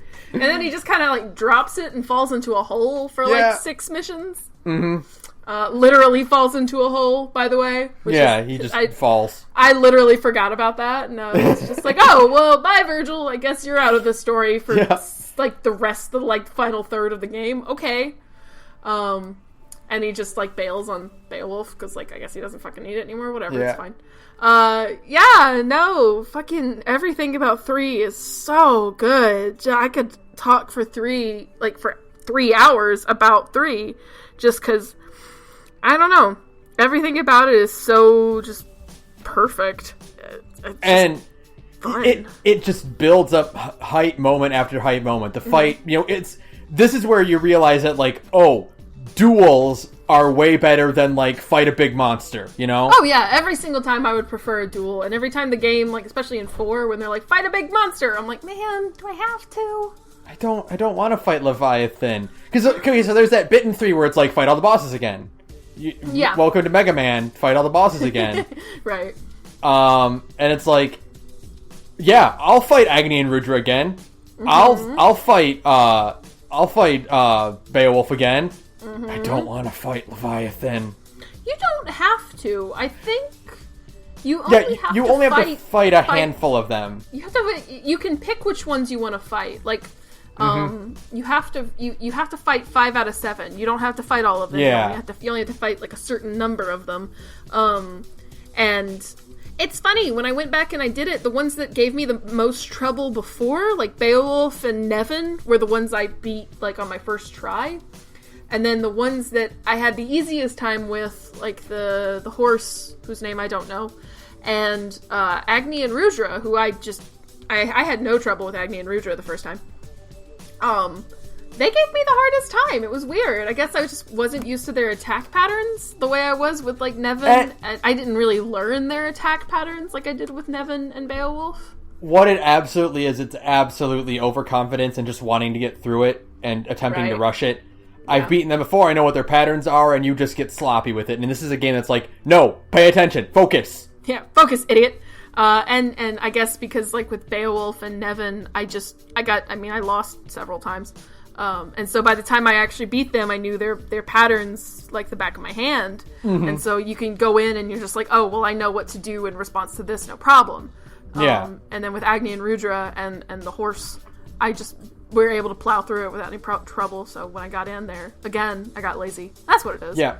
And then you fight the doppelganger again, because the doppelganger is like the easiest fucking fight in the game. Oh, it's so easy. Oh my god, it's so Go smash the mirrors and then just do a third of his health bar. Yeah, have fun with that. Go Devil Trigger and then just smash his health bar. It's so easy. Mm-hmm. Yeah. That was a gimme. That was a breather boss fight for sure. That's so a breather easy. Fight. Yeah.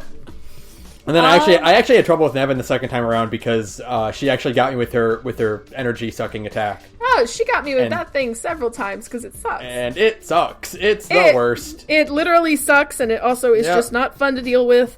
You can if you double trigger, she can't grab you. Yeah, and that's what I had to learn. Yeah. Was that you can do it. She can't grab you if you're in Devil Trigger. You can also, if you time your hit just right, you can break her that way. But boy, that's not doable when you are just kind of okay at this game. What I would do, my strategy was to open fire on her when she was like kind of like teleporting around or whatever before she got into her stance. Right.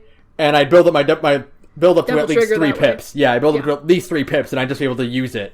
Yeah, and then if you have the Devil Trigger, then that phase of the fight is super easy because it's such a gimme. It's such a like a free damage kind of thing because she's not actually doing anything to hurt you.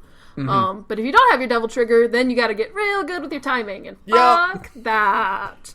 So yeah, man, I mean, like, boy, the boss fights in this game are a lot, right? They are aggressive. There's a lot of them. There's a good number of bosses in this game for only 20 levels, you know? Yeah, there's a boss fight every other I think it's every other mission. Yeah, I think there's about 10. Well, yeah, because there is Cerberus.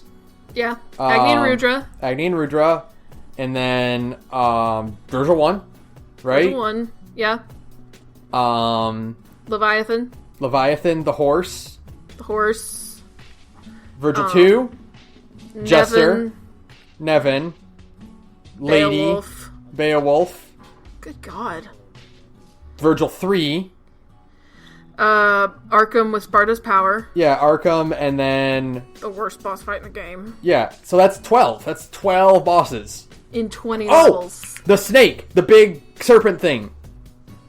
Not Leviathan, but the one that goes, like, the big bug, big centipede. Oh, yeah, the centipede thing. Yeah, that is just, like, the least, like, it's, like, not hard, it's just not fun. You know what I mean? That's 13. 13 bosses. In 20 missions. That's absurd. That's a lot of bosses. I was playing through the game again, because I did not replay DMC 3 when I was a kid to the degree that I replayed 1. And so when I was doing 3, I was like, boy, this feels like I'm doing a lot of boss fights. That's because I was, you absolutely are doing a lot of boss fights. You are doing a ton of boss fights in this game. Yeah, it turns out. That's just the ones I remember. There might be more that I've forgotten. I think that's all of them. Yeah. I think. You know what? Don't worry about it. Yeah, it's still cool. I kind of wish that Cerberus and Agni and Rudra and Nevin and Beowulf were in 4 in some degree. Yeah, like, but Dante sells all of his devil arms to pay back his debts.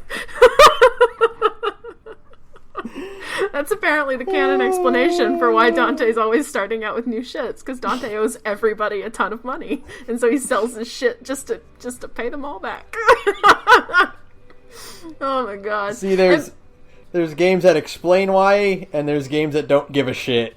And I love when games explain why. Especially when they're really stupid reasons. Yeah, because Dante's bad with money. But yeah, the other thing about 3 is, like, boy, it's really good that 3 ends with Virgil 3, because, like, otherwise, that Arkham boss fight sucks. Oh, that Arkham boss fight's terrible. That it's round, not fun. The round one is the worst. It's not fun. It's not really, like, I wouldn't say it's hard. Like, I got it on my first try. It's frustrating because, like, yeah. So there's 2 kind of bosses in Devil May Cry 3. There's the big monster and there's the duel. Yeah. And the thing with the big monster is the big monster, which kind of includes Cerberus, Nevin, and Leviathan, Beowulf. which is like not Beowulf. I would say Beowulf is a duel, actually, because, like, the thing with them is where it's like, oh, you have to do a thing, and now you can do damage. Right, yeah, that makes sense. Yeah, you're whereas, you know, the really, really good boss fights in the game are duels where it's just you and the opponent are going at it, and it's your job. Blows. Yeah, your job is to get in there and get out and, you know, avoid their attacks and get in with your own and read their movesets and know when it's safe to hit them. Whereas, you know, it's with fucking Arkham 1 where it's like, oh, wait until he's ready for me to hit him. Now he's gone, and I have to fight these eels. Yeah, the eels are not fun. They are just not fun. I don't like Flotsam and Jetsam. The worst part of The Little Mermaid, and the worst part of Arkham 1. Yeah. That's all I could think, and that's why my vitriol for them is so strong. I'm like, get this fucking Flotsam Jetsam shit out of me and let me smack this blob man. This blobby, and even, like, that's the other aspect that kind of, like, sucks. I mean, like, Mundus is not fun, but, like, his design is really cool, because he's, like, a giant fucking, like, statue dude, and it's neat. Mm-hmm. Yeah, Arkham's just, like, a blob with some eyeballs and, like, a tentacle. It's not great. It's not great.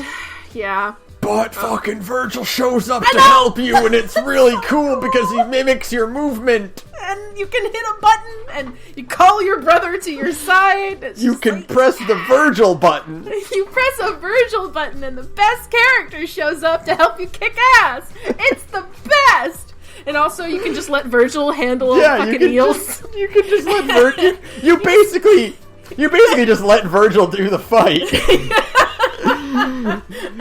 Because this is payback for kicking my ass so many times. Because, like, at this point, like, I don't know how much we would play, but, like, I just use Trickster the whole fucking time because that dodge is so good, and you get 3 of them. And the dodge has the most absurd number of iframes in ridiculous. Like, of any dodge I've ever seen in a video game. You get 3 of them, and you get an air dash. So why the fuck would you ever not use Trickster? And then the game's like, no, use Virgil style, and it's like, oh, my dodge is gone. Oh no. So yeah, this is just revenge for beating my ass so many times in a row, and for taking away my dodge button. Yeah. Virgil has to handle the worst boss fight in the game. Mm-hmm. Yeah, sorry, dude. And then you fight him in the fucking best duel ever in that cool river. Like the cool, because it's like I guess it's like the river Styx, because it's like leading you into the underworld, and so it's like Dante and God, that track though. Wait. Before that, the Arkham fight where Dante and Virgil trade weapons. Holy shit, that's the coolest thing! Oh my god! Because Arkham was giving you a hard time, so you were like, get it, come into share play, give me some encouragement, kind of like a coaching. Yeah, backseat drive, or my intent was, talk to me so that I enter in my fugue state and just beat it. Yeah, exactly. Because I've done that before. Sure, absolutely. It's totally like, no, give me some distraction so I'm not overthinking this. I beat one of the hardest races in Jak 2. Just going, absolutely. By having a friend talk to me while I was doing it. I think I know which one you mean. Is it the Aerial Street Race? Not the Aerial Street Race. It's the third one in the tournament where you're playing as Daxter alone. Yep. That one sucks. That one sucks. So I'm just like, hey, get in here so that I can do this Arkham fight and just distract me so that I can beat him. And then that fucking cutscene plays and I'm just like, oh my god! Like, holy shit! It's so cool! It's so cool. And the bit where they kick the swords through it. And then they go back to back and they use his guns. And it's jackpot! Oh my god! Shut the fuck up! How cool! Right? I love that jackpot went from a cool one-liner to being Dante's thing, you know? Oh yeah, absolutely. That whole scene is so goddamn good because it's they do like each other. Yeah. You know? It's just been they've been beat. You kind of get the sense that somebody once on the subreddit pointed it out that you kind of get the sense with the first two fights between Virgil that this isn't really hating each other. It's almost like a really crazy degree of brotherly roughhousing. It's a competition between them. It's so clearly at the very beginning, Dante's motivation is to beat Virgil, not because Virgil's up to something, but because he needs to get a win in. He wants that W. He wants a win. He doesn't really. It's the game never really I know Arkham says oh, you're evil, but the game never really frames Virgil as evil, more so as he's just really, really motivated, as the joke. Yeah. I'm now I'm motivated. Yeah. He's all he wants is power. He just wants to get. He basically, you know what it is? What? Virgil is Akuma. Virgil is Akuma! Shut the fuck up! Virgil is Akuma! Because he's not evil! He's not evil, he just wants to get strong and he's a dick! It's so true! God! Because it's Capcom, you know, so it relates, but Capcom keeps softening Akuma, where it's oh, Akuma killed this guy. Well, yeah, but kind of a dick. But it's yeah, but it was they both went in a duel to the death, and they both agreed this will be it. Right. You know, there's not really any hard feelings, or it's oh, Akuma killed this guy. Well, no, he didn't, actually. He's still alive because, the guy was sick, and Akuma's I won't fight you if you're not at your full strength. And, there's, a bit where, Akuma, saves a little girl in a rainstorm, and it's, so that's Virgil. That's Virgil, yeah. Virgil just wants to get stronger, and he's not a good guy, but he's not, he's kind of an asshole about it, yeah. Yeah, he's not evil. No, Arkham's you're evil, and it's shut up, what the fuck do you know? I mean, I guess you would know what evil is, because you're a huge prick, but whatever. You know what I did notice, though? I did notice during one of Arkham's monologues, is that he uses evil with a capital E, and I love... I know it's oh, it's bad storytelling to have your character be evil and know it, but it's I love when good and evil are in-universe concepts, you know? Yeah, they're more concrete things than just than just a concept. They're more of a real thing, I guess. Yeah, more than abstract morality, where it's just no, you can do an evil thing with a capital E. Yeah, it's a tangible thing. You are working with the forces of evil. Evil. Yeah. Yeah, I like that. That's cool. It's kind of it helps really establish the weirdness of Devil May Cry's world, which is very... How long have we been talking? I feel like I could do this for another hour. It's almost 2 hours. Fuck. It's fine, though. It's because we haven't even gotten into DMC Devil May Cry. But no, but we're not going to talk about that for too long, because I haven't even played it, but yeah. But what I love about Devil May Cry's world is that, we don't know anything about it.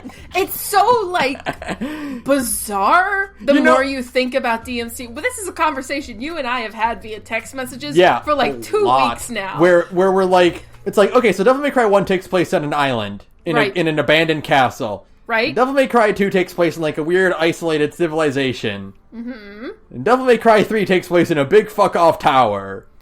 But like with a huge city. I mean, if you stand on top of the tower and you look around, there's like city in every direction, and that tower is massive. Like it's bigger than every skyscraper in town.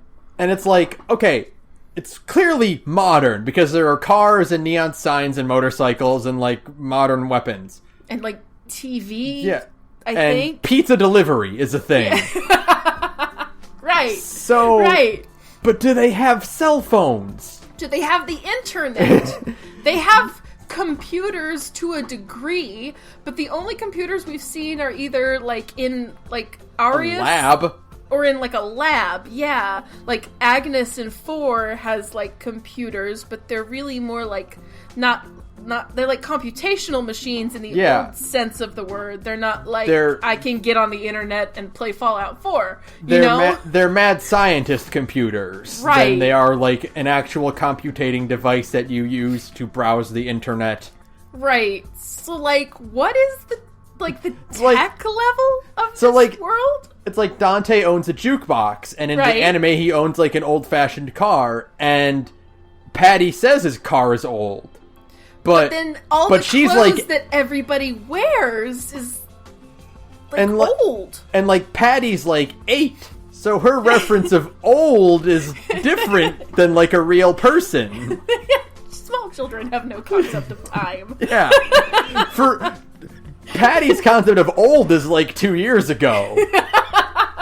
And also, Dante would just own old shit. Because he thinks it's cooler. Shit, yeah. Like, the inside of his whole, like, shop has a weird retro aesthetic. So, like, what? So like, in GURPS, and I think it's in other tabletop games as well, but GURPS is my favorite frame of reference. GURPS has a concept called tech levels. You have TL1 to TL7, I think? Oh, by the way, GURPS is generic universal role-playing system. It's by Steve Jackson, one of the guys who helped make D&D. It's good. That's a big gay nerds thing. Yep. But so GURPS has a concept called tech levels, and it's the level of technology available in the entire setting. Like the whole world, what tech level is it at?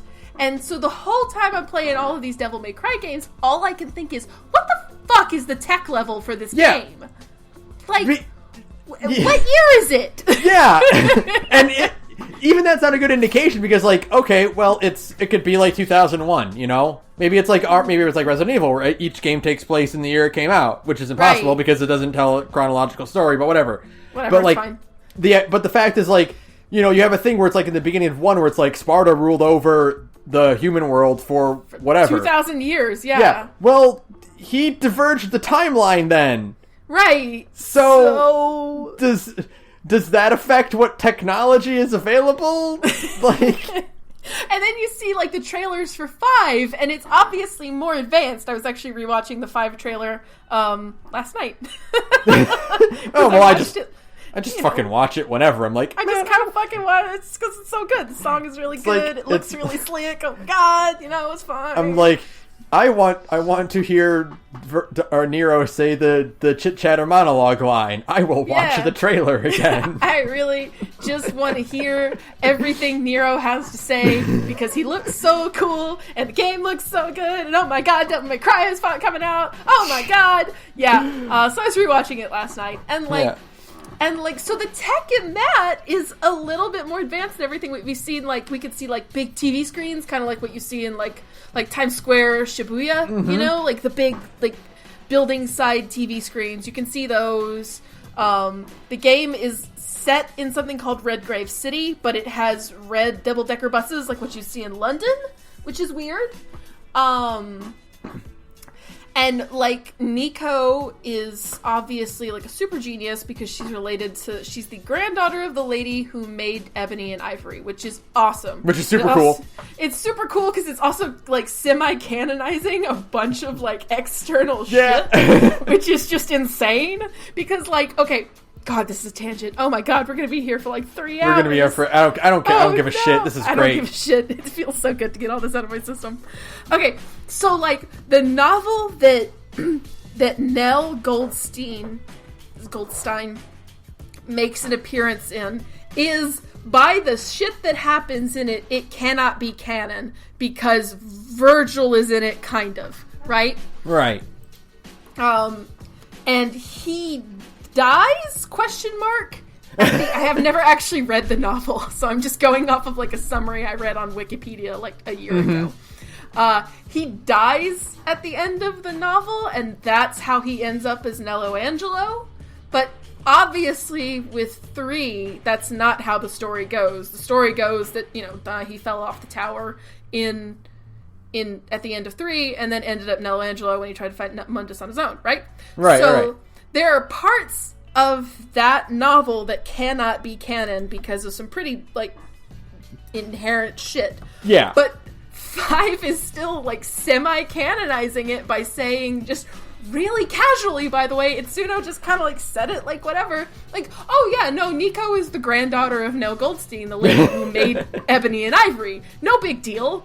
And the black guy at the beginning of the 5 trailer is Morrison from the anime, except Morrison in the anime is a white guy, and I just think that's hilarious. Because Capcom's just like, whatever, we're Capcom, we'll do whatever the hell we want. Like, fuck it, we don't care anymore. Morrison is aggressively a white guy. Like, you can't even like, nah. No, he's like blonde-haired, blue-eyed, with a mustache. Yeah, but no, the guy at the beginning of the trailer is voiced by Bo Billingsley, so we have to make him a black guy because, no, it's great. And it's kind of like the anime and the novels are now, like, sort of canon? They're, like, partially, like, they're just taking the parts aspects. they like. Yeah, pretty much. And I love that. Boy, we got off on a tangent. I want it to be like, yeah, the novel is canon, but what about this? Don't worry about it. No, but Virgil died in the book. Don't worry about it. Don't worry about it. Like, there's gonna be something in 5 that, like, references a way that Virgil died, but, like, doesn't mention him dying, where it's like, I don't fucking know. Like, oh my god. Like, Virgil will reference the scene he dies in, but, like, that didn't happen. The scene will stop right before he actually dies. But wait, he died there. Don't worry about it. It's fine. It's fine. I guess, like, the anime and the novels are, like, weird retellings of shit that might have happened, and Dante's like, actually, no, that's not what it's really like. I don't know. Patty's gonna show up in the new game, and she's gonna be like... if Patty shows up, I will lose my mind, because she should be about Nero's age. She's gonna be like, oh, hey, Morrison, I remember you. This is exactly what you've always looked like. She's gonna, like, pull out a locket with, like, a photo of her, Dante, and Morrison. And it's gonna be anime Morrison, and she'll be like, oh, good times. Oh my god. Oh god, I hope Patty has a cameo. That would be hilarious. She'd be a grown-ass woman now. She's like Nero's age, yeah. Mm-hmm. So, she would be like 25 to whatever, which is incredible. Well, so, like, that's the other hard part about like these Devil May Cry games is, like, how old is everybody? Like, okay, so Dante is clearly in 3. He's anywhere from, like, 16 to 27. But he... I guess 16 to 27. You're right. I'm right. You're right. Because, like, the thing is that, okay, this is, again, another conversation I had on the subreddit, but it's fine. So, like, because of 4, okay? Because of what we know about 4 and what we know about, like, the external material from 4, Nero was a thing. Yeah, by DMC3. Nero was born in 3. Like, by 3, he was born. Yeah, or he was at least a concept, you know? Like, he was, like, who, like, his mom was pregnant with him or something. But Nero was a thing by 3 because there is no other time Virgil could have possibly made that baby. Virgil can't have impregnated anyone when he was fucking Nello Angelo. He was stuck in hell. There was no possible way he could have made a baby. He was preoccupied. He was a little busy being dead. Okay? So, and like, yeah, sure, you can make a baby at 16, but like, probably not, like, knowing what we know.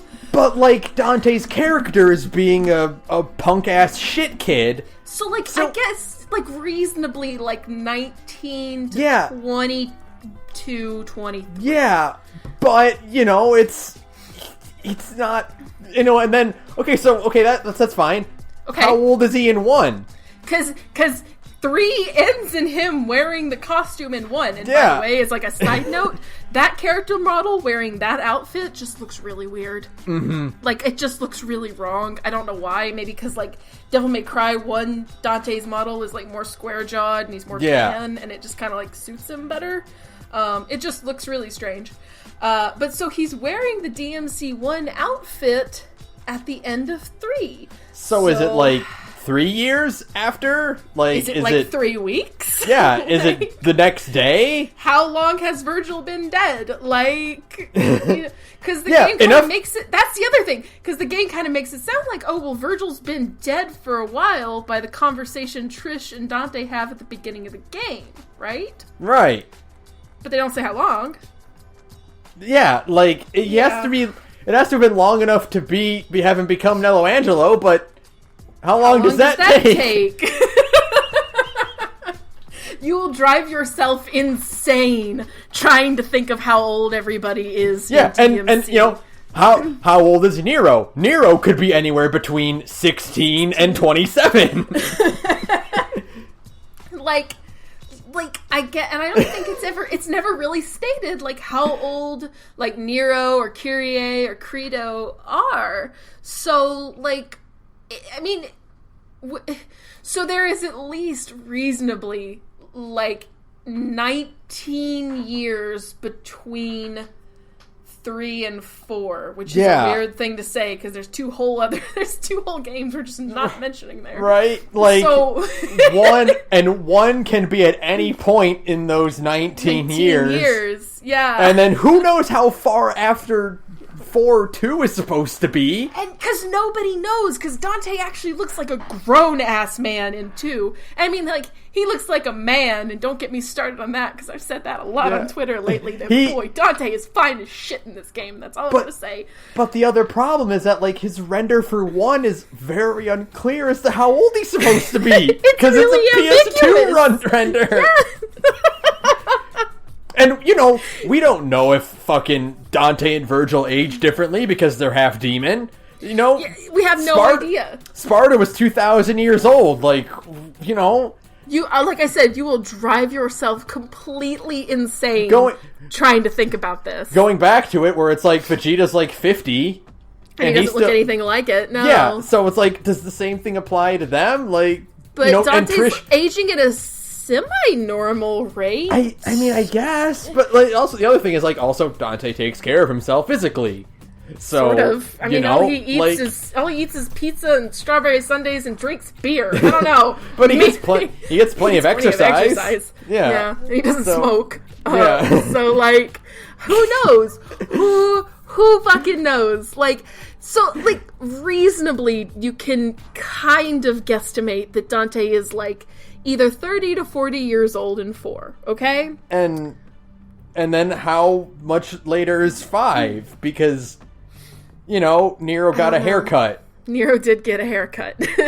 Who knows? And again, like I mentioned at the very beginning, like if you Photoshop the beard off of Dante, he doesn't look that much older. Yeah, I don't know. You will drive yourself insane. If you have this conversation for long, you will just talk yourself in circles, and eventually you will lose your mind. It is where angels fear to tread. Do not go. It's funny that like this spun off of Resident Evil because Resident Evil is like super hard on their dates, you know? Yeah, like they you know everything in that fucking timeline. Here is the exact date and year that Raccoon City incident took place, and every game after that has time passing and characters getting older. Like fucking Leon and Chris are old men now. Yeah, they're like old dudes because they have kept track of their time, and so it's weird. It's like, well, Devil May Cry is spun away from Resident Evil, but boy, Devil May Cry's timeline is fucking bonkers. No, you know what's going to happen? You know what's going to happen? Oh no. Patty's going to show up in 5. And she's gonna be like 16 and we're all gonna kill ourselves. She's still gonna be like 8. Oh my god. And then they're gonna be like, surprise! Everything after 1 has taken place over like 3 years. And you're like, fuck. And then you just kill yourself. What the fuck?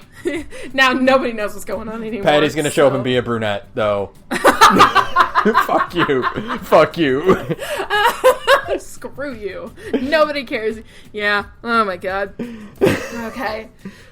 Fuck. Man, I really, really, really, if you haven't noticed yet, I like Devil May Cry a lot. I love Devil May Cry. Boy, how did we even get on this topic of fucking, like... We were talking about the fact that we can't understand technology in that game because, like... Right, but then how did we get from there? What were we talking about before that? I don't know anymore. We've gone off on so many tangents. It doesn't matter. It doesn't matter. We have been on so many tangents. We were talking about... Oh, because we somehow went from Dante and Virgil's relationship as brothers to technology to the timeline. Yeah. And I really want to go back to the Virgil 3 fight real fast. Okay, go for it, yeah. Because it's really good. I just kind of want to talk about it, just you and me. Because, like, Virgil 3 is so cool. Like, it just... The music is good. The water flow... I mean, like, the water flowing by. It just... You're standing on, like, the edge of a cliff. And both of you are at your peaks. You have everything. You have all the gear. Like, you have your equipment that you took into the final boss fight. So you were decked out, man. You are ready. You're as kitted out with, like, blue orbs and fucking, like, everything you could possibly need. And so it's just this... You know, Dante is finally at Virgil's level because they were fighting with each other as equals in the last boss fight. And so, like, now it's you and him, and it's just this incredible showdown. And, like, the music is so good. It's really, like, we've been listening to butt rock all game. And I mean, I love butt rock. Don't make any mistake. I love me some butt rock. And we've been listening to that all game, and now we get, like, this orchestral sounding thing. And it stands out so much. Yeah, you're like, oh, this is like a moment. This now is like it's real. The end. Yeah, like it's like serious. It's not like, you know, like brotherly competition. This is like life and death. Mm-hmm. And it's so good. He's so fast. He's so fast. And he has some bullshit devil trigger moves now. He fucking busts out these supers that you're just like, they're just brand new, and you're like, oh, fuck. Because, and he's just like, he's got like the cool where he's like doing the, like a helm splitter, but it's just like constant. Like he's teleporting and then helm splitting you, and he's doing like the sword flurry thing, but it's like hundreds of them all at once. Which is again is one of his Marvel moves. It's also a movie has in Devil May Cry 4, and it's busted as shit. He's so cool. He's so cool. See, like rival characters being broken as fuck is fine. Like you don't want your pro tag to be like busted because you want to like empathize with your pro tag because he's like, oh, he's not like amazing at everything. You're kind of like, cool, he's like a guy that I can like kind of empathize with. But your rival character can be as busted as shit, and it doesn't matter. You know? Can make your rival character as unstoppable as you want because he's the one you're gonna have to fight eventually. Yeah, and like you like when you beat him, you're like, oh, cool, I just overcame this huge hurdle. You know what I mean? I love.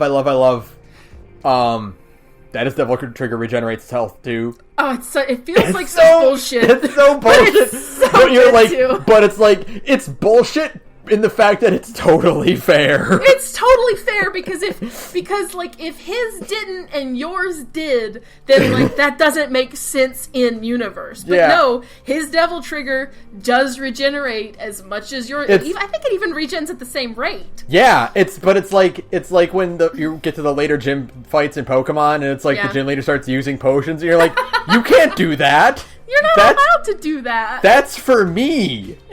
This fight is hard enough without you regaining health, you jerk.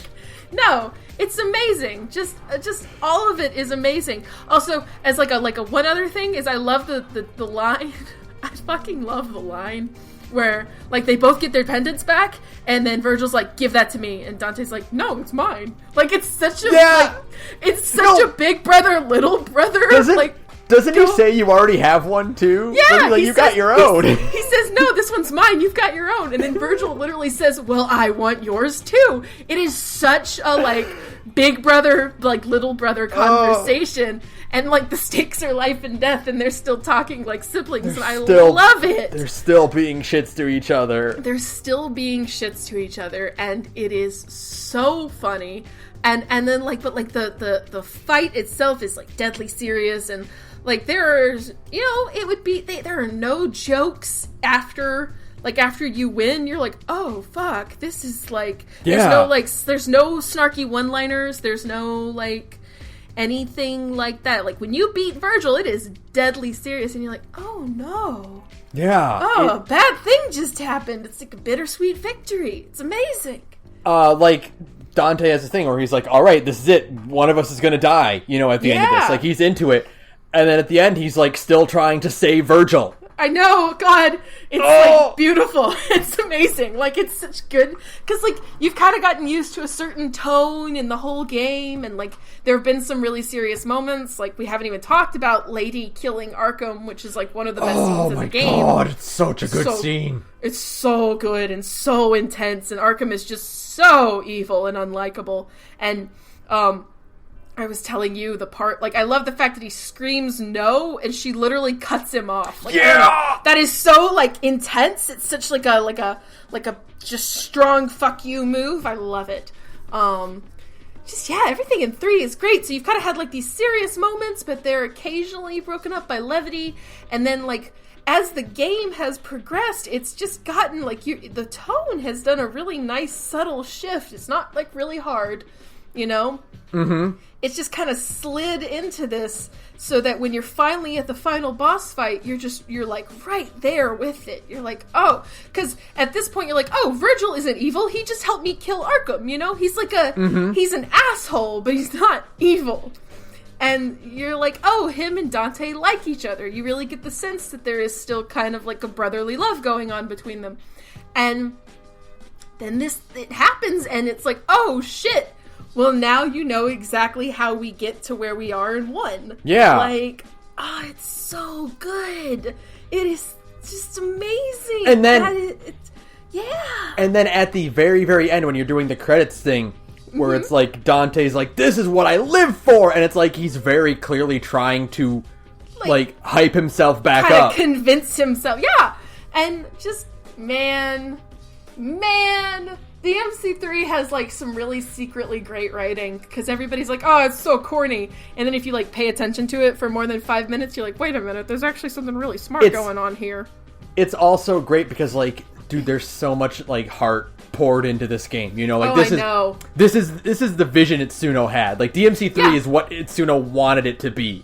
Yeah, absolutely. This is such a, I think even Itsuno has called, like, has said, like, DMC3 is kind of like Capcom's apology for 2, for, like, what they kind of made him do with 2, which is, like, put a game together in 4 months. They're like, now you have total, like, you have the budget you want, you've got the time. I mean, they developed, 3 took, like 3.5 years, 3.5 years, something like that. Mm-hmm. And so, like, they gave him the budget, they gave him the crew, they gave him the time, and they were like, here, just go make a masterpiece. And, like, he did. Oh my God, he did. Like, there's so much love.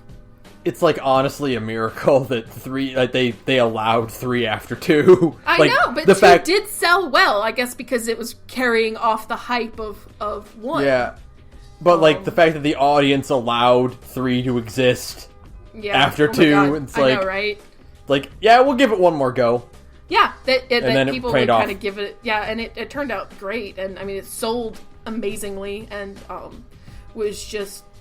everybody who likes these types of games likes 3. Like, you have to be dead inside to not like 3, you know? Because it's fun. It plays well. It has a lot of, like, emotion and heart in the story. There's just a lot going on, and it's great the whole way through. I mean, there's the worst part of 3 is really, like, a single mission that's kind of, like, not that fun. And it's over really quickly, and that's it.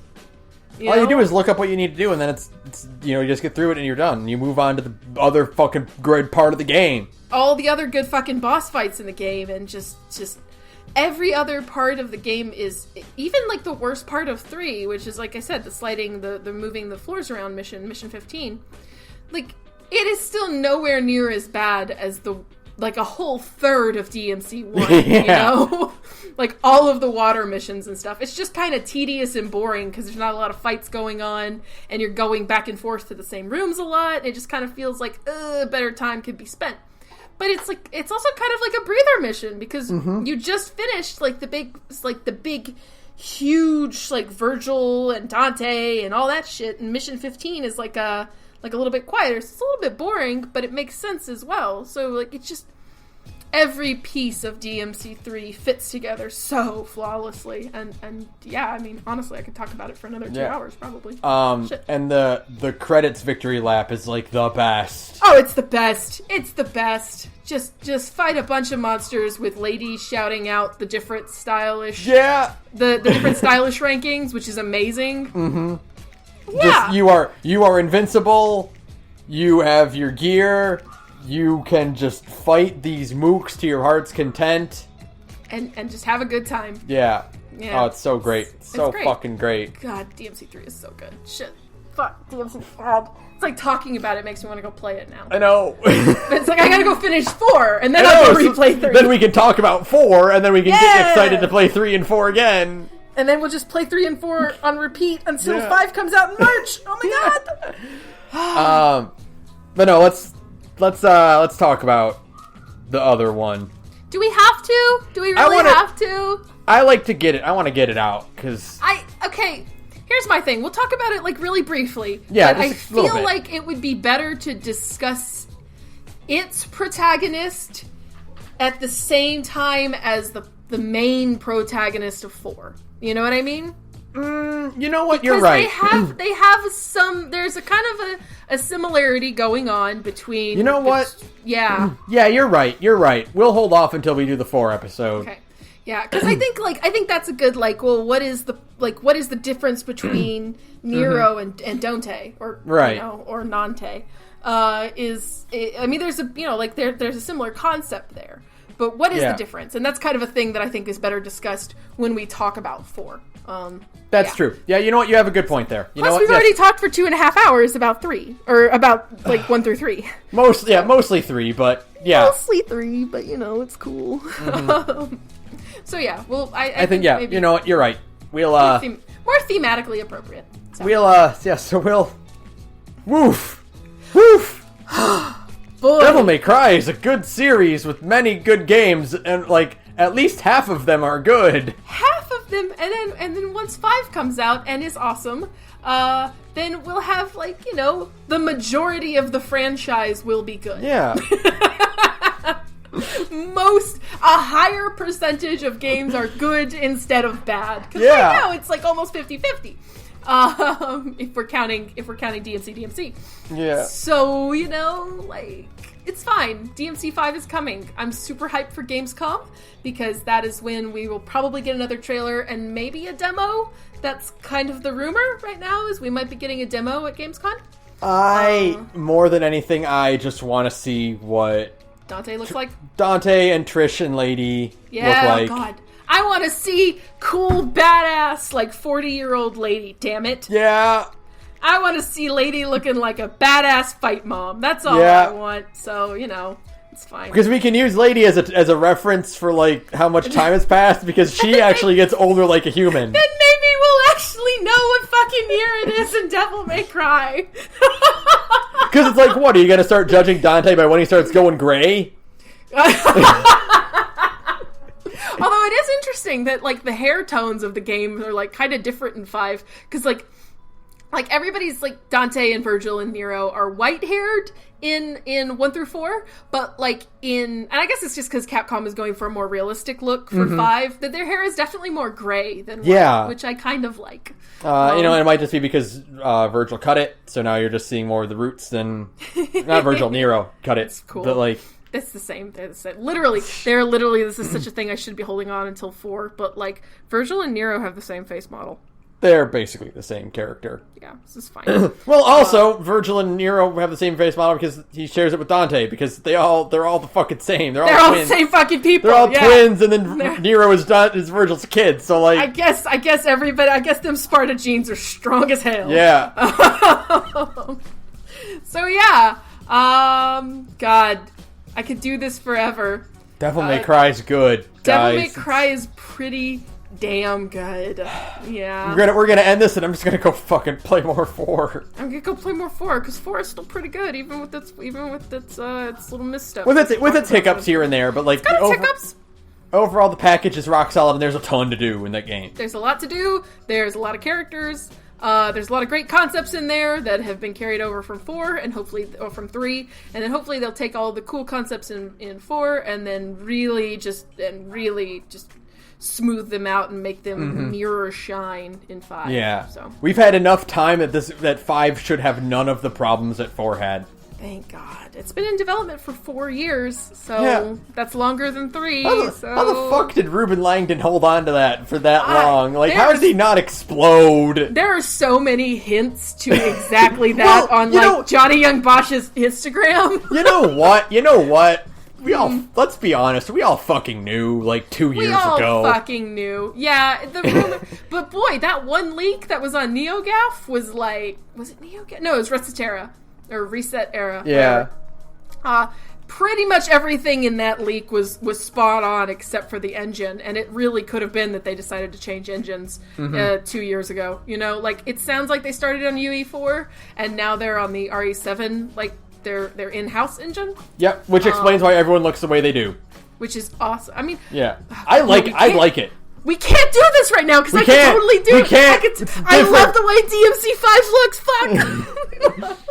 We can't do this. We can't. We'll save 5 talk for the 4 episode, but that we'll do 5. That's what we should do. We'll talk about 4. We'll compare it to DMC, and we'll make 5 predictions. Yeah. Okay. You want to? Okay. We'll do it. We'll make our own bingo card.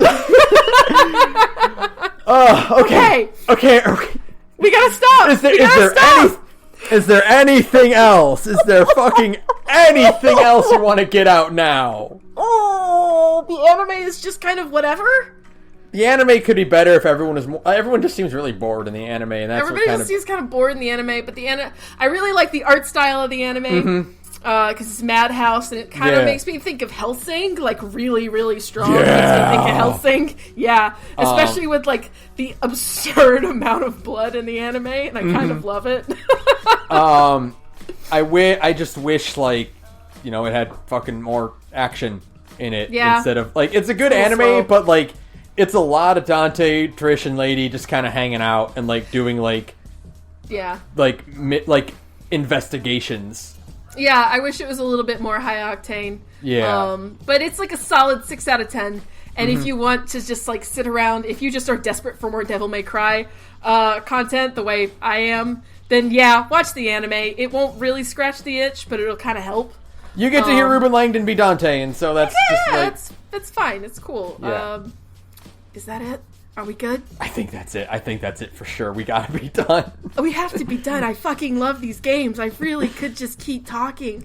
Yeah. Man. Fuck. We're gonna come back. We're coming. We're not done. We're not done. Back. We're coming back for 4. We're not done. 4 is a whole thing, and then, 4, and then DMC, and then 5, and, you know. It's never gonna end, because Devil May Cry is back, baby. It's been 10 years. Fuck yeah. The real Devil May Cry is back! For real! Thank you, Hideaki Itsuno. You are, like, my, like, fucking idol. He is, like, shit. Okay, one other tangent. He is, like, the anti-Kamiya, too, because he follows everybody back on Twitter. Yeah, he's so nice! He's, like, the nicest person ever, and Kamiya will ban you for, like, sneezing in the wrong way. Kamiya is like, your sneeze offends me, fucking blocked. Yeah. And then, like, Itsuno will just follow everybody back. It's great. Yeah. So I'm, like, hype as fuck for 5. Oh, God, can't wait. I just love DMC. Shit. Okay, I'm gonna go play DMC 4. Alright, yeah, we're gonna go play some DMC. So, yeah, I'm doing the ending now, so we're done. We're done. Do it! Okay. Just end it! Thanks to Broke Free for your background music. Link to the word in the description. If you can follow us on Twitter at The Gorge Podcast, you can email us at thegorgepodcast@gmail.com. Sarah, tell us about your other podcast. My other podcast is definitely not about Devil May Cry. Hey, I'm in another podcast. It's called Big Gay Nerds. It's me and a bunch of LGBTQ friends sit around and we play tabletop games together. Right now we're playing Monster Hearts. It's almost done. We are rapidly approaching a really fucked up climax with that that story. So you should come check us out. We're on Big Gay Nerds at SoundCloud, and you can find the links to all of our other social media stuff from there. Thanks. You're gonna start your next campaign. You're like, this is my character, Miss. She is a schoolgirl who has a lot of guns.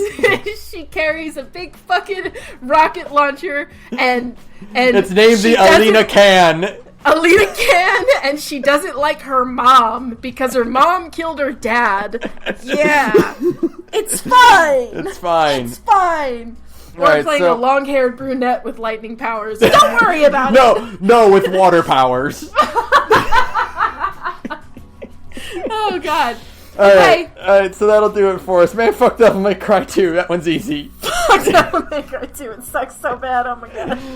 Good night, everyone. Good night, everyone.